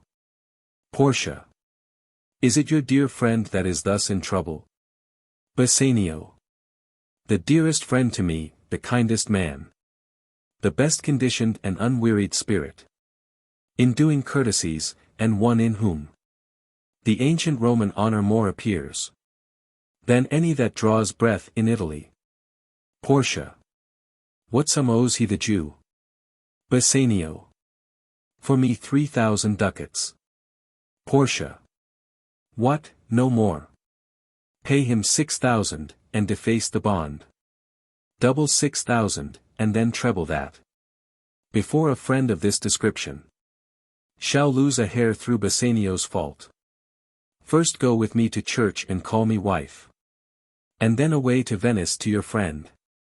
For never shall you lie by Portia's side. With an unquiet soul. You shall have gold. To pay the petty debt 20 times over. When it is paid, bring your true friend along.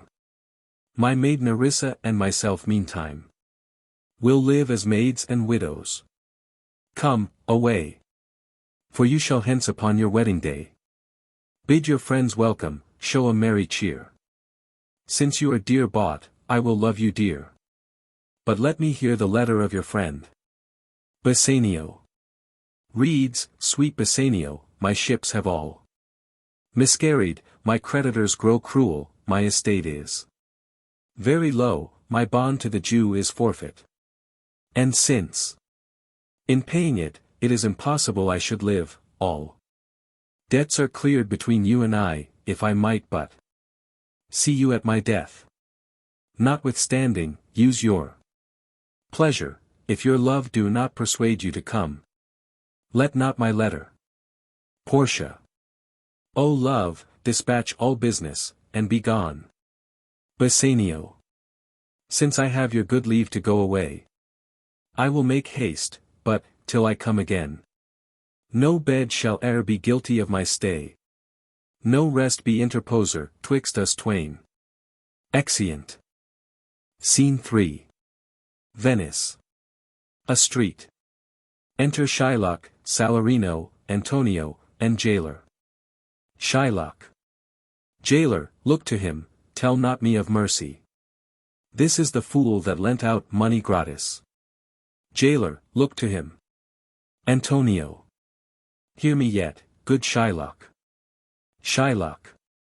I'll have my bond, speak not against my bond. I have sworn an oath that I will have my bond. Thou calledst me dog before thou hadst a cause. But, since I am a dog, beware my fangs. The Duke shall grant me justice. I do wonder, thou naughty jailer, that thou art so fond to come abroad with him at his request. Antonio. I pray thee, hear me speak. Shylock.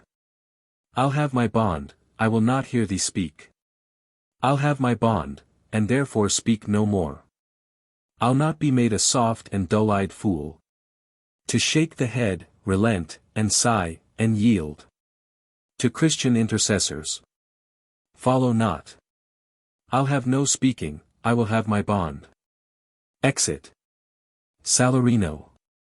It is the most impenetrable cur that ever kept with men. Antonio. Let him alone. I'll follow him no more with bootless prayers. He seeks my life, his reason well I know. I oft delivered from his forfeitures. Many that have at times made moan to me. Therefore he hates me. Salarino. I am sure the Duke will never grant this forfeiture to hold. Antonio. The Duke cannot deny the course of law.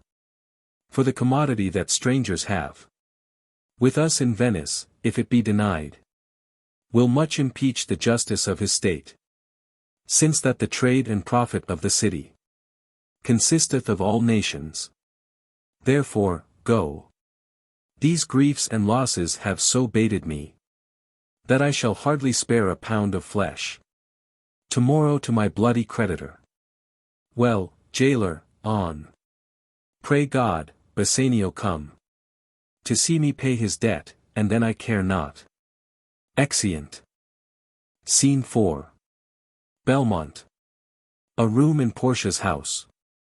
Enter Portia, Nerissa, Lorenzo, Jessica, and Balthasar. Lorenzo.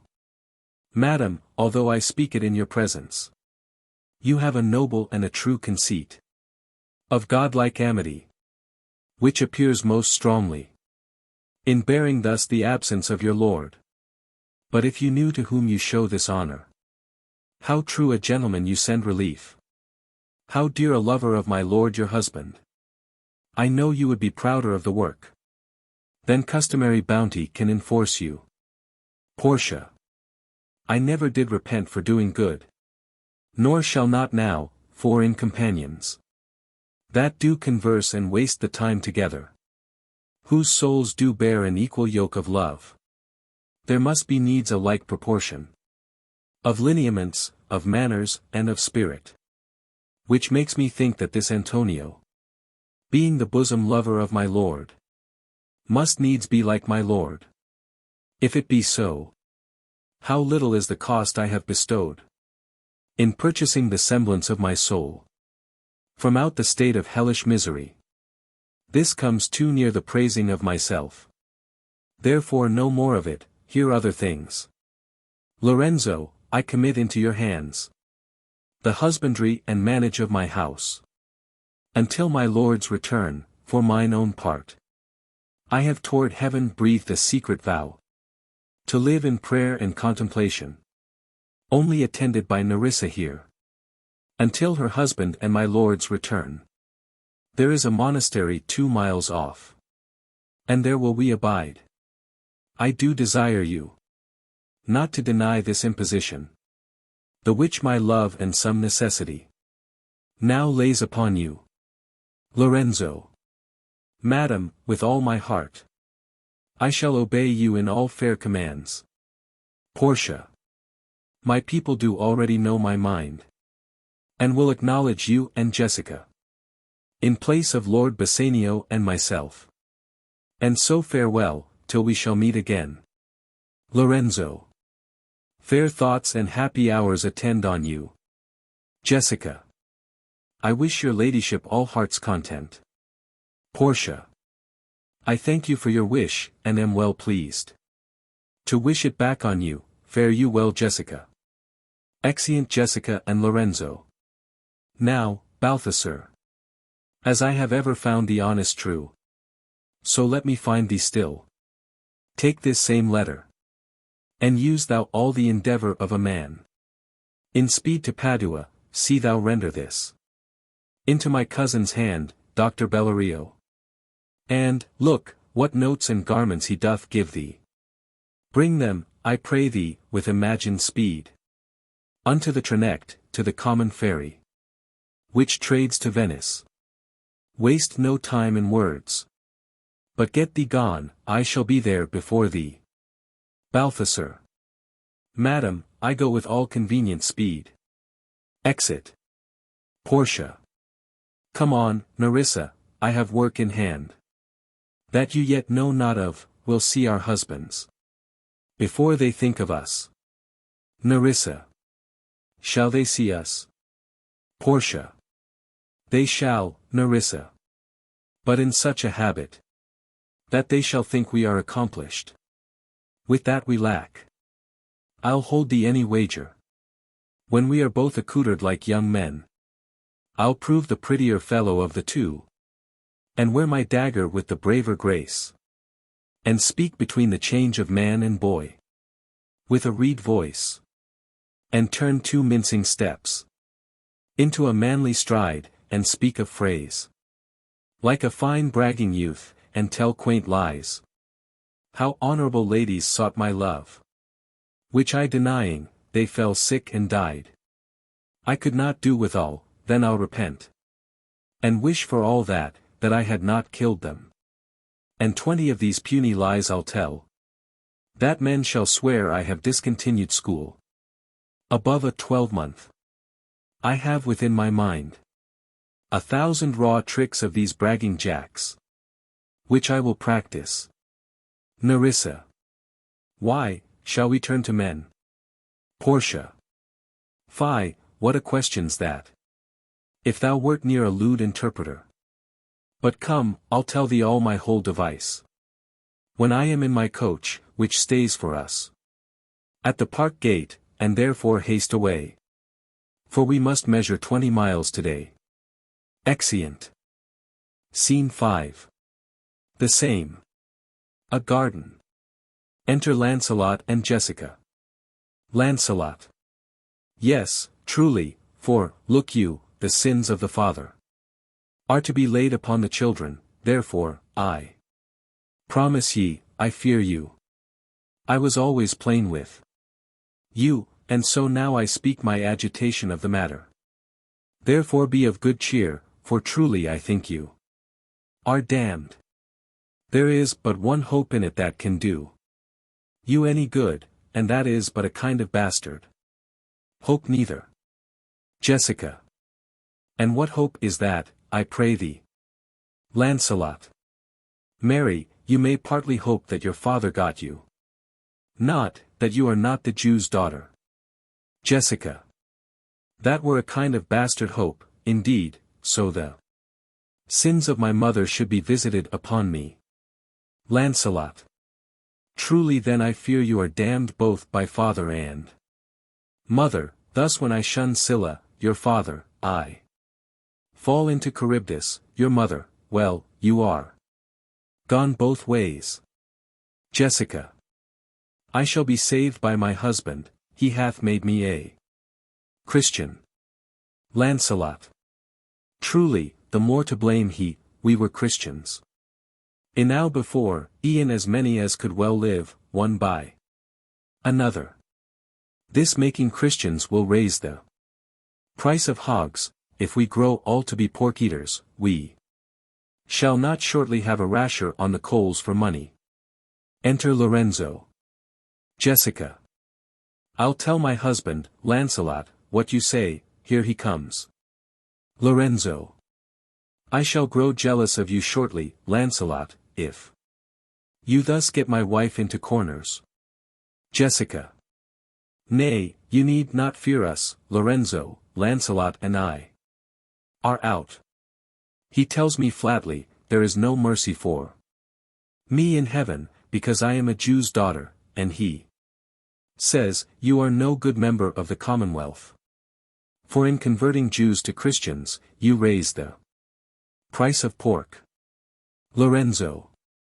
I shall answer that better to the Commonwealth than you can the getting up of the Negro's belly, the more is with child by you, Lancelot. Lancelot. It is much that the more should be more than reason. But if she be less than an honest woman, she is indeed more than I took her for. Lorenzo. How every fool can play upon the word.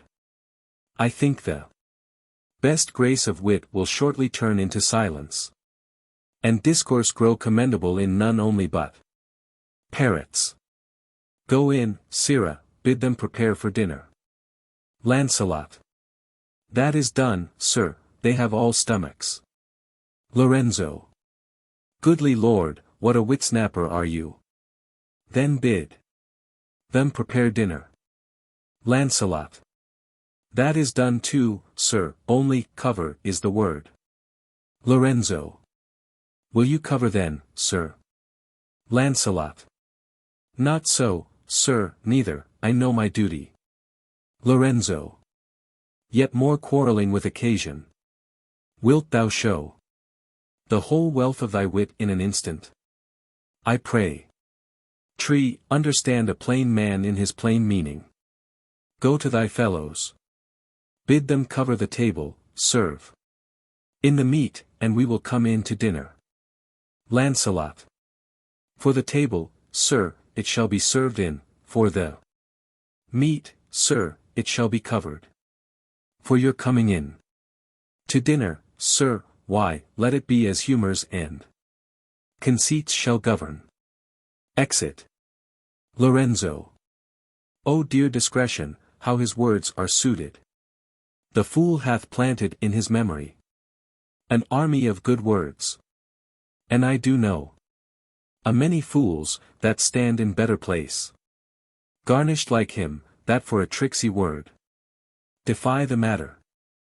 How cheerest thou, Jessica? And now, good sweet, say thy opinion. How dost thou like the Lord Bassanio's wife? Jessica. Past all expressing. It is very meet. The Lord Bassanio live an upright life.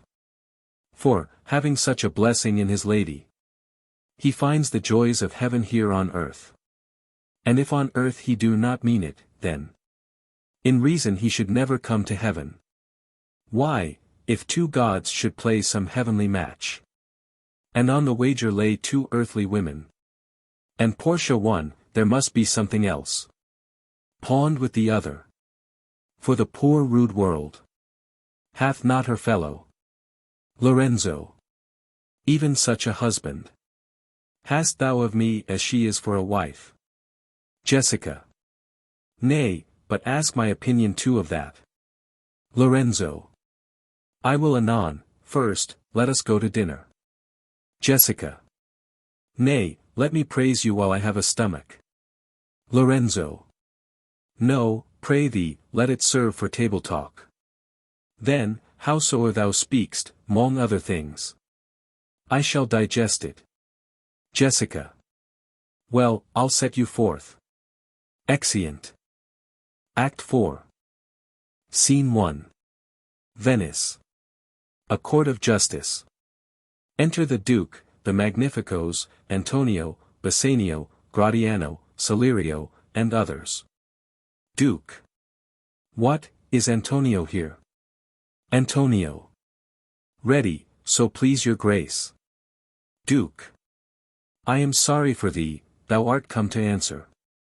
A stony adversary, an inhuman wretch, uncapable of pity, void and empty, from any dram of mercy. Antonio. I have heard. Your grace hath ta'en great pains to qualify his rigorous course.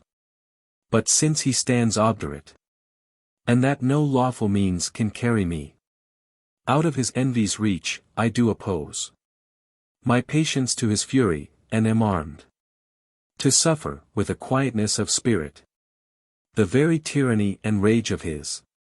Duke. Go one, and call the Jew into the court. Salerio.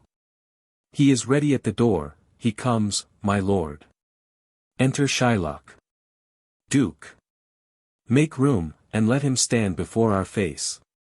Shylock, the world thinks, and I think so too, that thou but lead'st this fashion of thy malice to the last hour of act, and then 'tis thought thou'lt show thy mercy and remorse more strange than is thy strange apparent cruelty.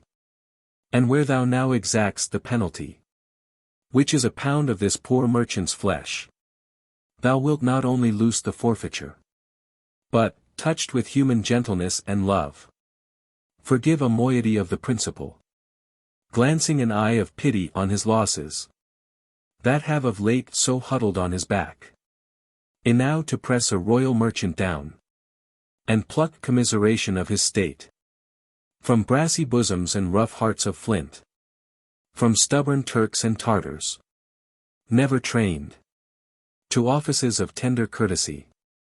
We all expect a gentle answer, Jew. Shylock. I have possessed your grace of what I purpose, and by our holy Sabbath have I sworn to have the due and forfeit of my bond. If you deny it, let the danger light upon your charter and your city's freedom. You'll ask me, why I rather choose to have a weight of carrion flesh than to receive 3,000 ducats, I'll not answer that. But, say, it is my humor, is it answered? What if my house be troubled with a rat, and I be pleased to give 10,000 ducats to have it baned? What, are you answered yet? Some men there are love not a gaping pig, some, that are mad if they behold a cat, and others, when the bagpipe sings the nose, cannot contain their urine, for affection, mistress of passion, sways it to the mood of what it likes or loathes. Now, for your answer. As there is no firm reason to be rendered why he cannot abide a gaping pig, why he, a harmless necessary cat, why he, a woolen bagpipe, but of force, must yield to such inevitable shame as to offend, himself being offended. So can I give no reason, nor I will not, more than a lodged hate and a certain loathing I bear Antonio, that I follow thus a losing suit against him. Are you answered? Bassanio. This is no answer, thou unfeeling man, to excuse the current of thy cruelty. Shylock. I am not bound to please thee with my answers. Bassanio. Do all men kill the things they do not love? Shylock. Hates any man the thing he would not kill? Bassanio. Every offense is not a hate at first. Shylock. What, wouldst thou have a serpent sting thee twice? Antonio. I pray you, think you question with the Jew. You may as well go stand upon the beach, and bid the main flood bait his usual height. You may as well use question with the wolf, why he hath made the ewe bleat for the lamb. You may as well forbid the mountain pines to wag their high tops and to make no noise, when they are fret-ten with the gusts of heaven. You may as well do anything most hard, as seek to soften that than which what's harder. His Jewish heart, therefore, I do beseech you. Make no more offers, use no farther means, but with all brief and plain conveniency. Let me have judgment and the Jew his will. Bassanio. For thy 3,000 ducats here is 6. Shylock. What judgment shall I dread, doing? Were in 6 parts and every part a ducat. I would not draw them, I would have my bond. Duke. How shalt thou hope for mercy, rendering none? Shylock. What judgment shall I dread, doing no wrong? You have among you many a purchased slave, which, like your asses and your dogs and mules, you use in abject and in slavish parts. Because you bought them, shall I say to you, let them be free, marry them to your heirs. Why sweat they under burthens? Let their beds be made as soft as yours, and let their palates be seasoned with such viands. You will answer, the slaves are ours, so do I answer you. The pound of flesh, which I demand of him, is dearly bought. 'Tis mine and I will have it. If you deny me, fie upon your law. There is no force in the decrees of Venice. I stand for judgment, answer, shall I have it? Duke. Upon my power I may dismiss this court, unless Bellario, a learned doctor, whom I have sent for to determine this, come here today. Salerio. My lord, here stays without a messenger with letters from the doctor, new come from Padua. Duke. Bring us the letter, call the messenger. Bassanio. Good cheer, Antonio. What, man, courage yet. The Jew shall have my flesh, blood, bones and all, ere thou shalt lose for me one drop of blood. Antonio. I am a tainted wether of the flock. Meetest for death, the weakest kind of fruit. Drops earliest to the ground, and so let me. You cannot better be employed, Bassanio, than to live still and write mine epitaph. Enter Nerissa, dressed like a lawyer's clerk. Duke. Came you from Padua, from Bellario? Nerissa. From both, my lord. Bellario greets your grace, presenting a letter. Bassanio. Why dost thou whet thy knife so earnestly? Shylock. To cut the forfeiture from that bankrupt there. Gratiano. Not on thy soul, but on thy soul, harsh Jew. Thou makest thy knife keen, but no metal can. No, not the hangman's axe, bear half the keenness of thy sharp envy. Can no prayers pierce thee? Shylock. No, none that thou hast wit enough to make. Gratiano. Oh, be thou damned, inexecrable dog. And for thy life let justice be accused. Thou almost makest me waver in my faith, to hold opinion with Pythagoras, that souls of animals infuse themselves into the trunks of men, thy currish spirit governed a wolf, who, hanged for human slaughter, even from the gallows did his fell soul fleet. And, whilst thou lay'st in thy unhallowed dam, infused itself in thee, for thy desires. are wolvish, bloody, starved and ravenous. Shylock. Till thou canst rail the seal from off my bond. Thou but offends thy lungs to speak so loud.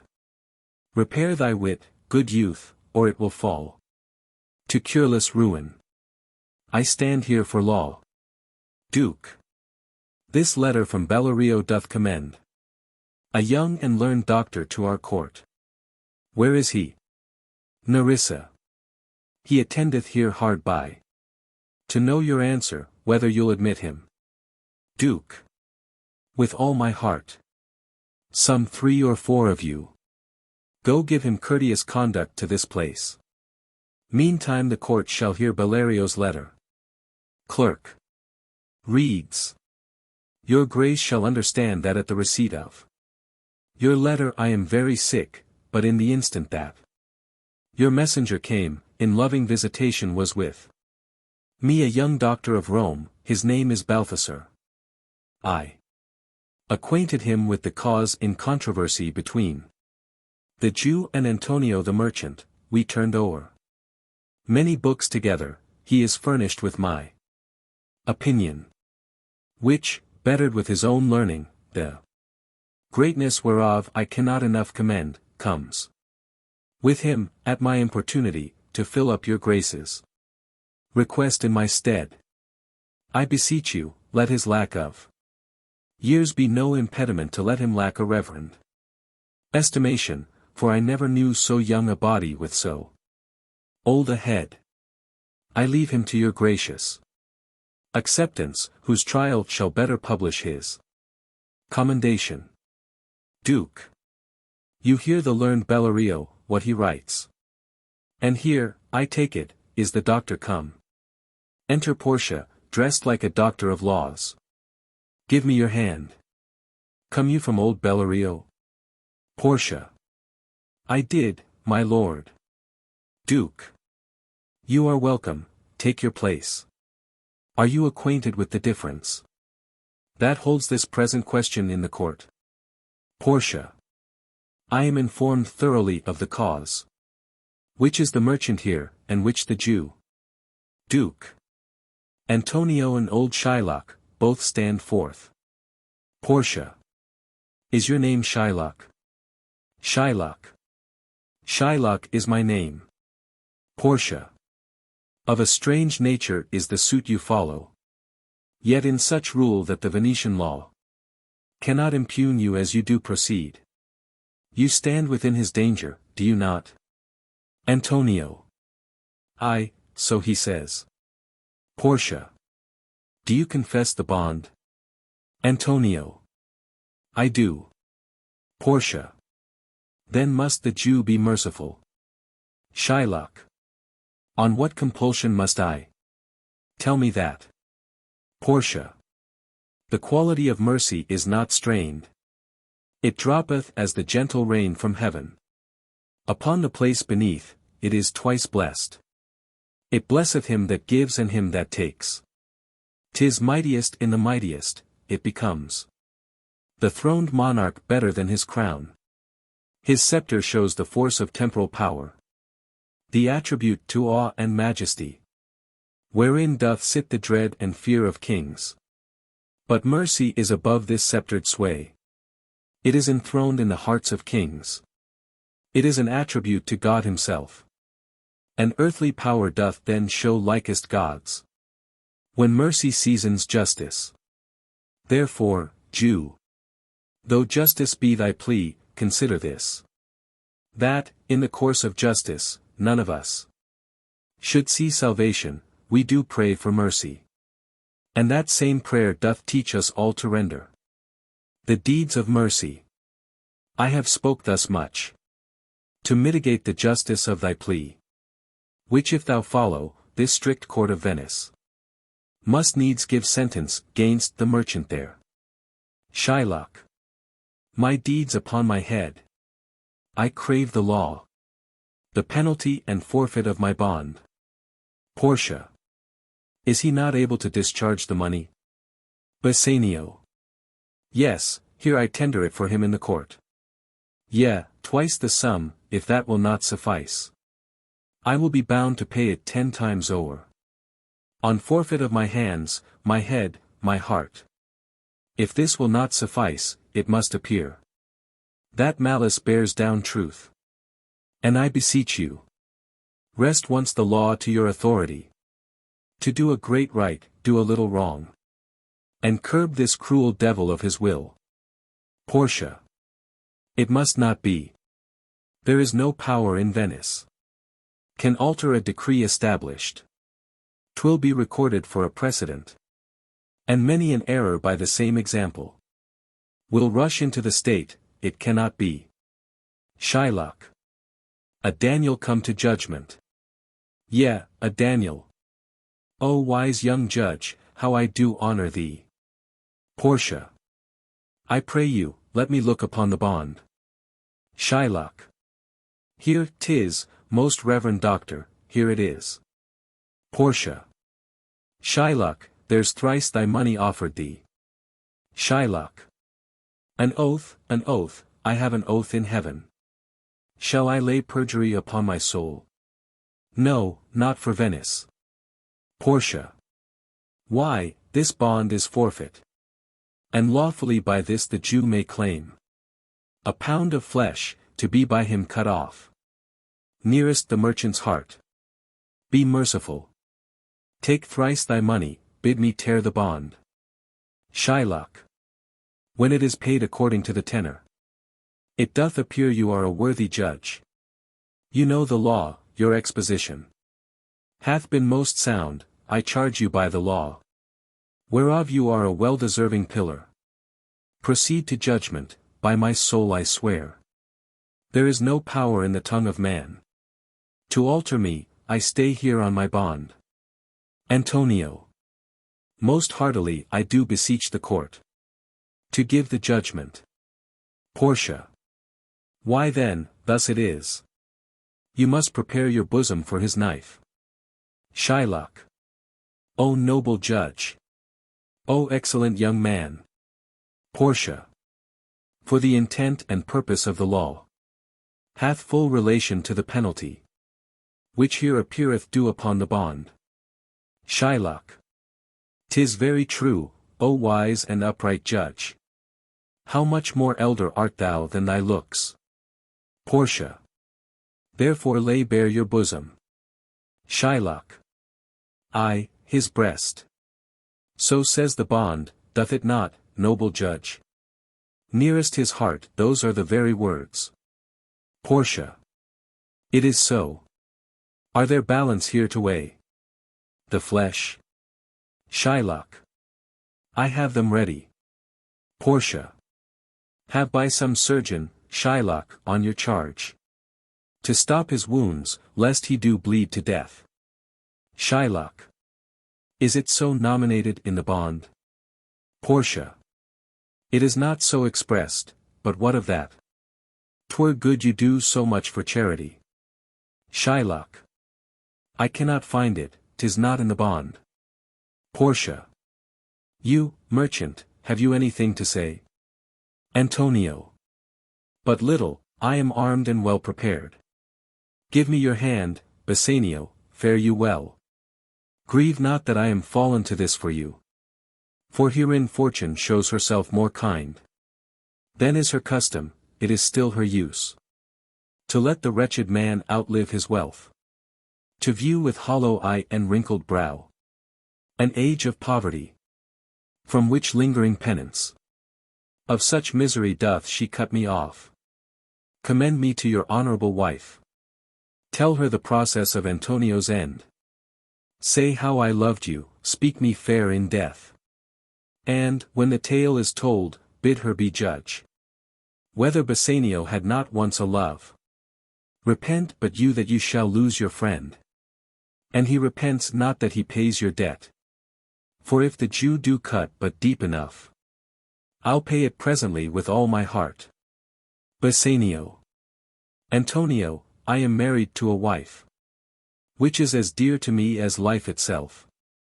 But life itself, my wife, and all the world, are not with me esteemed above thy life. I would lose all, sacrifice them all. Here to this devil, to deliver you. Portia. Your wife would give you little thanks for that. If she were by, to hear you make the offer. Gratiano. I have a wife, whom, I protest, I love.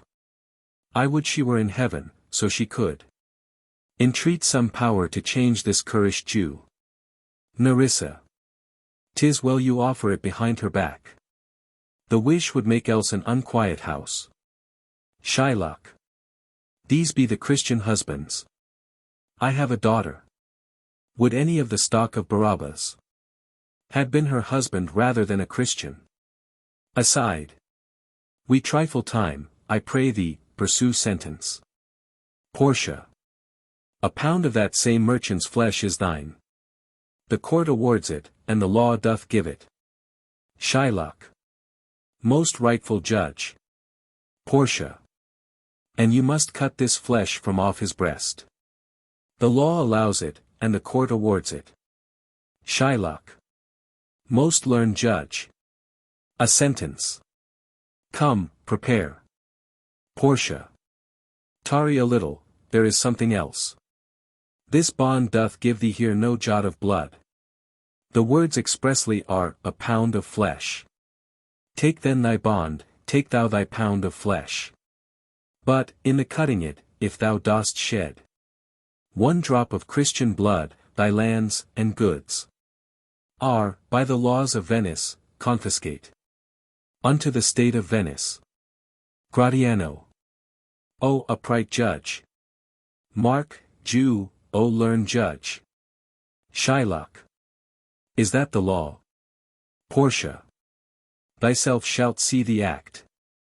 For, as thou urgest justice, be assured. Thou shalt have justice, more than thou desirest. Gratiano. O learned judge. Mark, Jew, a learned judge. Shylock. I take this offer, then. Pay the bond thrice. And let the Christian go. Bassanio. Here is the money. Portia. Soft. The Jew shall have all justice, soft. No haste. He shall have nothing but the penalty. Gratiano. O Jew. An upright judge, a learned judge. Portia. Therefore prepare thee to cut off the flesh.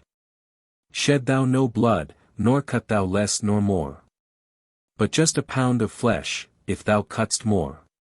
Or less than a just pound, be it but so much as makes it light or heavy in the substance. Or the division of the 20th part of one poor scruple, nay. If the scale do turn. But in the estimation of a hair. Thou deest and all thy goods are confiscate. Gratiano. A second Daniel, a Daniel, Jew. Now, infidel, I have you on the hip. Portia. Why doth the Jew pause? Take thy forfeiture. Shylock. Give me my principal, and let me go. Bassanio. I have it ready for thee, here it is. Portia. He hath refused it in the open court. He shall have merely justice and his bond. Gratiano. A Daniel, still say I, a second Daniel. I thank thee, Jew, for teaching me that word. Shylock. Shall I not have barely my principal? Portia. Thou shalt have nothing but the forfeiture. To be so taken at thy peril, Jew. Shylock. Why, then the devil give him good of it. I'll stay no longer question. Portia. Tarry, Jew. The law hath yet another hold on you. It is enacted in the laws of Venice. If it be proved against an alien, that by direct or indirect attempts he seek the life of any citizen, the party gainst the which he doth contrive shall seize one half his goods. The other half comes to the privy coffer of the state. And the offender's life lies in the mercy of the Duke only, gainst all other voice. In which predicament, I say, thou standst. For it appears, by manifest proceeding, That indirectly and directly too. Thou hast contrived against the very life of the defendant, and thou hast incurred the danger formerly by me rehearsed. Down therefore and beg mercy of the Duke. Gratiano. Beg that thou mayst have leave to hang thyself. And yet, thy wealth being forfeit to the state, thou hast not left the value of a cord. Therefore thou must be hanged at the state's charge. Duke. That thou shalt see the difference of our spirits. I pardon thee thy life before thou ask it. For half thy wealth, it is Antonio's. The other half comes to the general state. Which humbleness may drive unto a fine. Portia. I, for the state, not for Antonio. Shylock. Nay, take my life and all, pardon not that. You take my house when you do take the prop. That doth sustain my house, you take my life. When you do take the means whereby I live. Portia. What mercy can you render him, Antonio? Gratiano. A halter gratis, nothing else, for God's sake. Antonio. So please my lord the Duke and all the court. To quit the fine for one half of his goods. I am content. So he will let me have the other half in use, to render it upon his death, unto the gentleman that lately stole his daughter. 2 things provided more, that, for this favor, he presently become a Christian. The other, that he do record a gift here in the court, of all he dies possessed, unto his son Lorenzo and his daughter. Duke. He shall do this, or else I do recant the pardon that I late pronounced here. Portia. Art thou contented, Jew? What dost thou say? Shylock. I am content. Portia. Clerk, draw a deed of gift. Shylock. I pray you, give me leave to go from hence. I am not well, send the deed after me. And I will sign it. Duke. Get thee gone, but do it. Gratiano. In christening shalt thou have 2 godfathers. Had I been judge, thou shouldst have had 10 more. To bring thee to the gallows, not the font. Exit Shylock. Duke. Sir, I entreat you home with me to dinner. Portia. I humbly do desire your grace of pardon. I must away this night toward Padua. And it is meet I presently set forth. Duke. I am sorry that your leisure serves you not. Antonio, gratify this gentleman. For, in my mind, you are much bound to him. Exeunt Duke and his train. Bassanio. Most worthy gentleman, I and my friend have by your wisdom been this day acquitted of grievous penalties, in lieu whereof 3,000 ducats, due unto the Jew, we freely cope your courteous pains withal. Antonio. And stand indebted, over and above, in love and service to you evermore. Portia. He is well paid that is well satisfied. And I, delivering you, am satisfied. And therein do account myself well paid. My mind was never yet more mercenary. I pray you, know me when we meet again. I wish you well, and so I take my leave. Bassanio. Dear sir, of force I must attempt you further. Take some remembrance of us, as a tribute. Not as a fee, grant me 2 things, I pray you.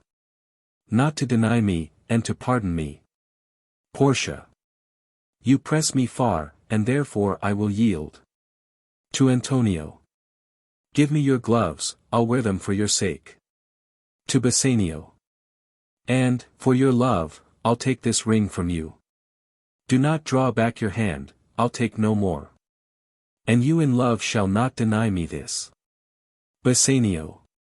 This ring, good sir, alas, it is a trifle. I will not shame myself to give you this. Portia. I will have nothing else but only this. And now methinks I have a mind to it. Bassanio. There's more depends on this than on the value. The dearest ring in Venice will I give you. And find it out by proclamation. Only for this, I pray you, pardon me. Portia. I see, sir, you are liberal in offers. You taught me first to beg. And now methinks. You teach me how a beggar should be answered. Bassanio. Good sir, this ring was given me by my wife. And when she put it on, she made me vow that I should neither sell nor give nor lose it. Portia. That excuse serves many men to save their gifts. And if your wife be not a mad woman, and know how well I have deserved the ring, she would not hold out enemy for ever, for giving it to me. Well, peace be with you. Exeunt Portia and Nerissa. Antonio. My lord Bassanio, let him have the ring. Let his deservings and my love withal be valued against your wife's commandment. Bassanio. Go, Gratiano, run and overtake him. Give him the ring, and bring him, if thou canst, unto Antonio's house, away. Make haste. Exit Gratiano. Come, you and I will thither presently. And in the morning early will we both fly toward Belmont. Come, Antonio. Exeunt. Scene 2. The same. A street. Enter Portia and Nerissa. Portia. Inquire the Jew's house out, give him this deed. And let him sign it, we'll away tonight. And be a day before our husband's home. This deed will be well welcome to Lorenzo. Enter Gratiano. Gratiano. Fair sir, you are well o'ered in. My lord Bassanio upon more advice hath sent you here this ring, and doth entreat your company at dinner. Portia. That cannot be. His ring I do accept most thankfully. And so, I pray you, tell him, furthermore. I pray you, show my youth old Shylock's house. Gratiano. That will I do. Nerissa. Sir, I would speak with you. Aside to Portia. I'll see if I can get my husband's ring, which I did make him swear to keep forever. Portia. Aside to Nerissa, thou mayst, I warrant. We shall have old swearing that they did give the rings away to men. But we'll outface them, and outswear them too. Aloud. Away.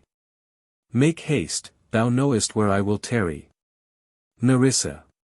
Come, good sir, will you show me to this house? Exeunt. Act 5.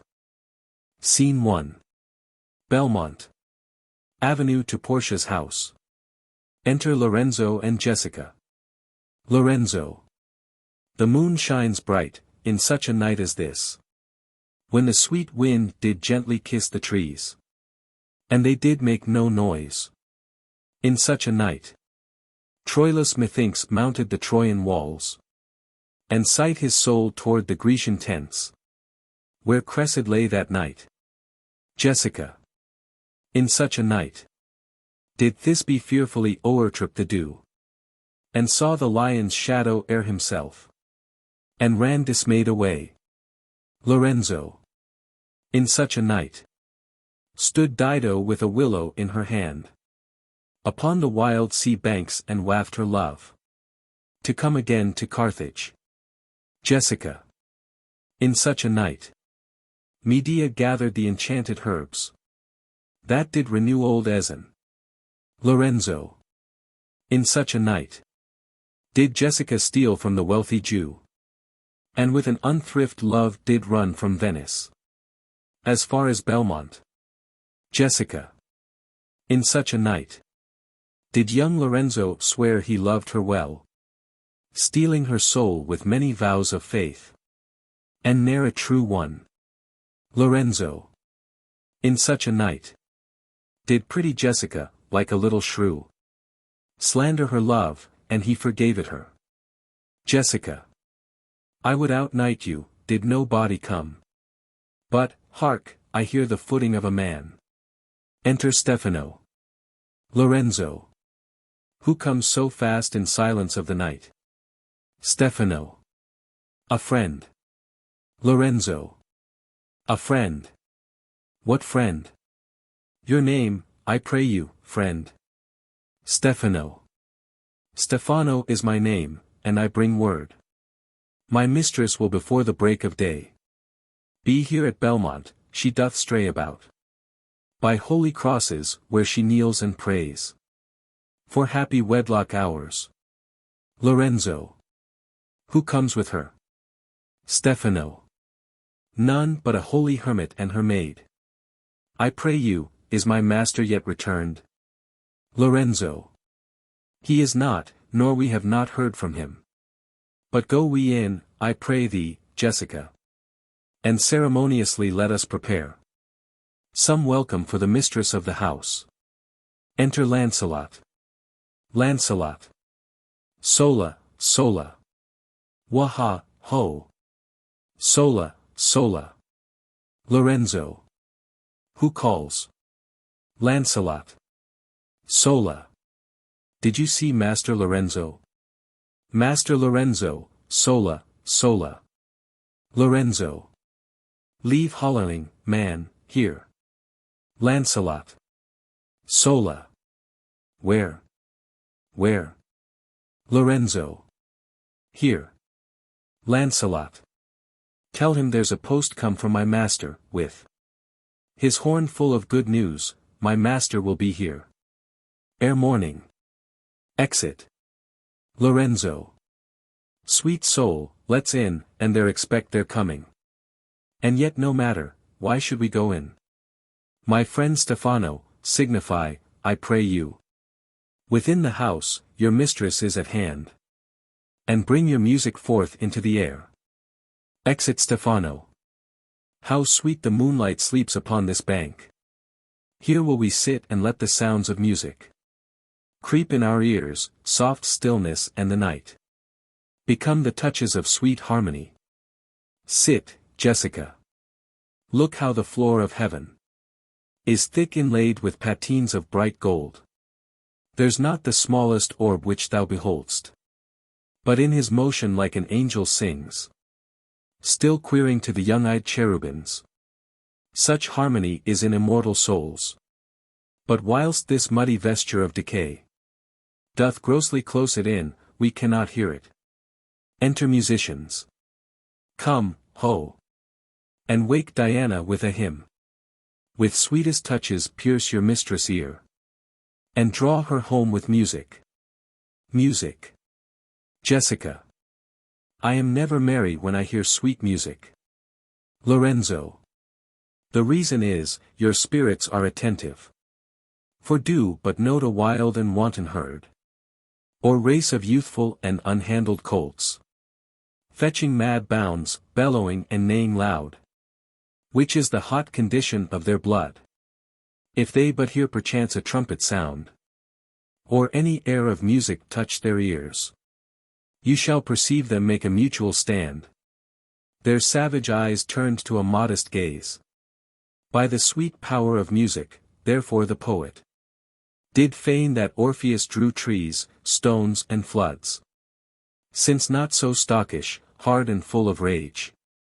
But music for the time doth change his nature.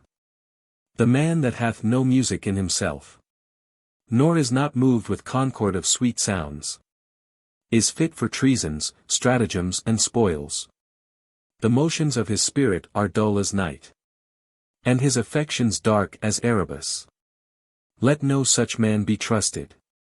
Mark the music. Enter Portia and Nerissa. Portia. That light we see is burning in my hall. How far that little candle throws his beams. So shines a good deed in a naughty world. Nerissa. When the moon shone, we did not see the candle. Portia. So doth the greater glory dim the less. A substitute shines brightly as a king. Unto the king be by, and then his state empties itself, as doth an inland brook, into the main of waters. Music. Hark! Nerissa. It is your music, madam, of the house. Portia. Nothing is good, I see, without respect. Methinks it sounds much sweeter than by day. Nerissa. Silence bestows that virtue on it, madam. Portia. The crow doth sing as sweetly as the lark, when neither is attended, and I think the nightingale, if she should sing by day, when every goose is cackling, would be thought no better a musician than the wren. How many things by season seasoned are, to their right praise and true perfection. Peace, ho! The moon sleeps with Endymion, and would not be awaked. Music ceases. Lorenzo. That is the voice, or I am much deceived, of Portia. Portia. He knows me as the blind man knows the cuckoo, by the bad voice. Lorenzo. Dear lady, welcome home. Portia. We have been praying for our husbands' healths, which speed, we hope, the better for our words. Are they returned? Lorenzo. Madam, they are not yet. But there is come a messenger before, to signify their coming. Portia. Go in, Nerissa. Give order to my servants that they take no note at all of our being absent hence. Nor you, Lorenzo, Jessica, nor you. A tucket sounds. Lorenzo. Your husband is at hand, I hear his trumpet. We are no telltales, madam, fear you not. Portia. This night methinks is but the daylight sick. It looks a little paler, 'tis a day, such as the day is when the sun is hid. Enter Bassanio, Antonio, Gratiano, and their followers. Bassanio.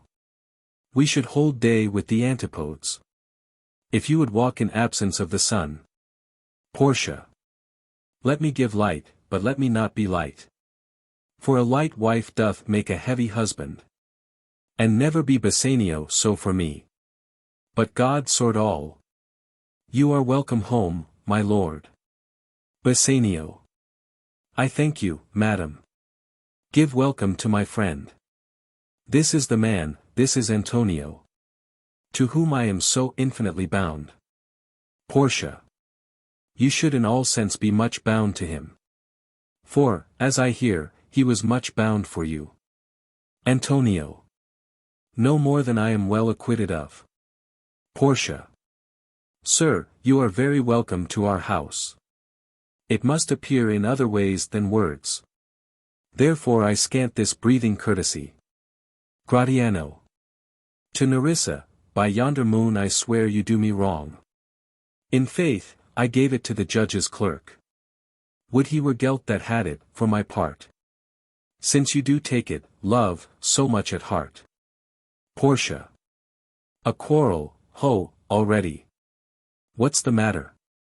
Gratiano. About a hoop of gold, a paltry ring. That she did give me, whose posy was for all the world like Cutler's poetry. Upon a knife, love me, and leave me not. Nerissa. What talk you of the posy or the value?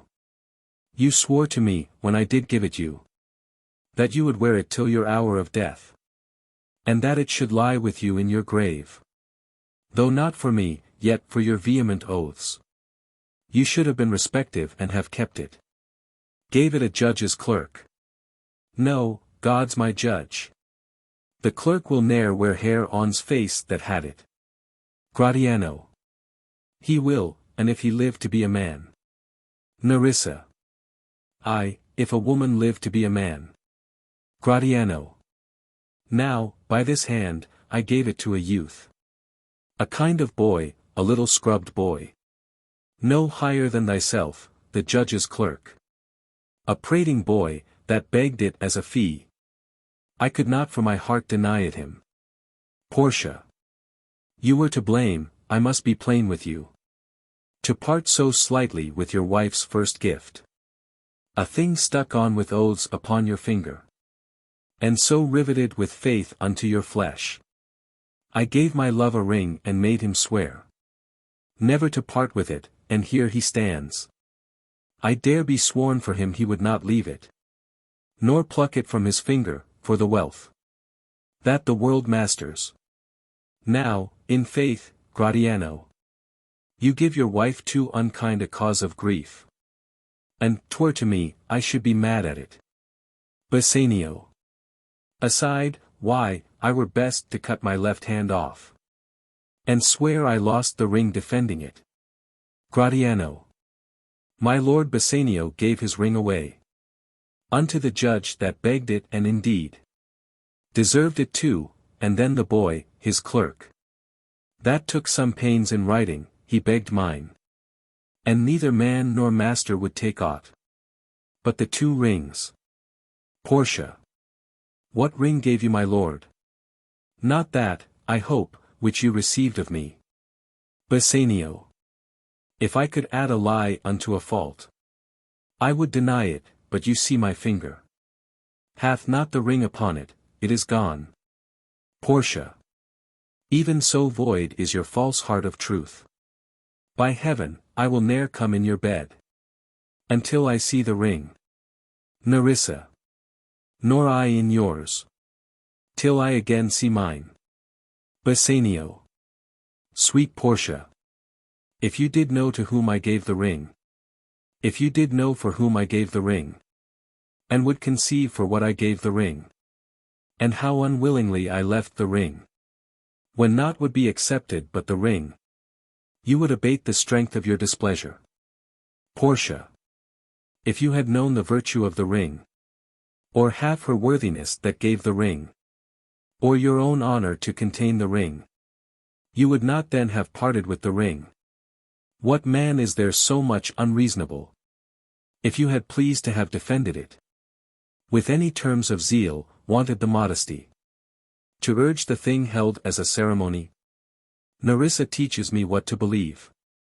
I'll die for't, but some woman had the ring. Bassanio.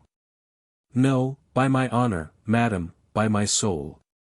No woman had it, but a civil doctor, which did refuse 3,000 ducats of me, and begged the ring, the which I did deny him, and suffered him to go displeased away. Even he that did uphold the very life of my dear friend.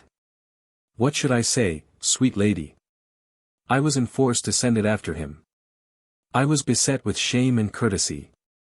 My honor would not let ingratitude so much besmear it. Pardon me, good lady.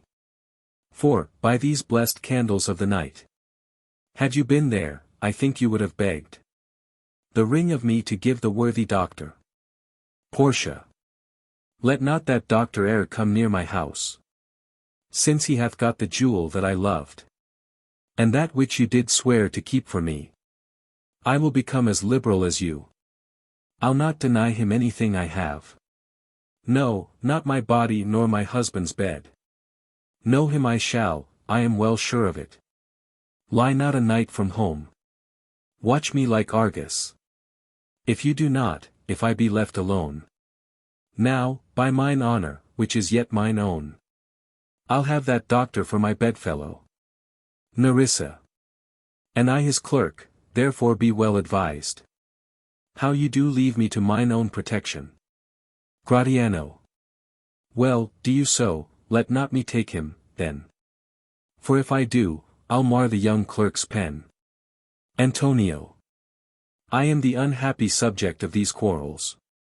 Portia. Sir, grieve not you, you are welcome notwithstanding. Bassanio.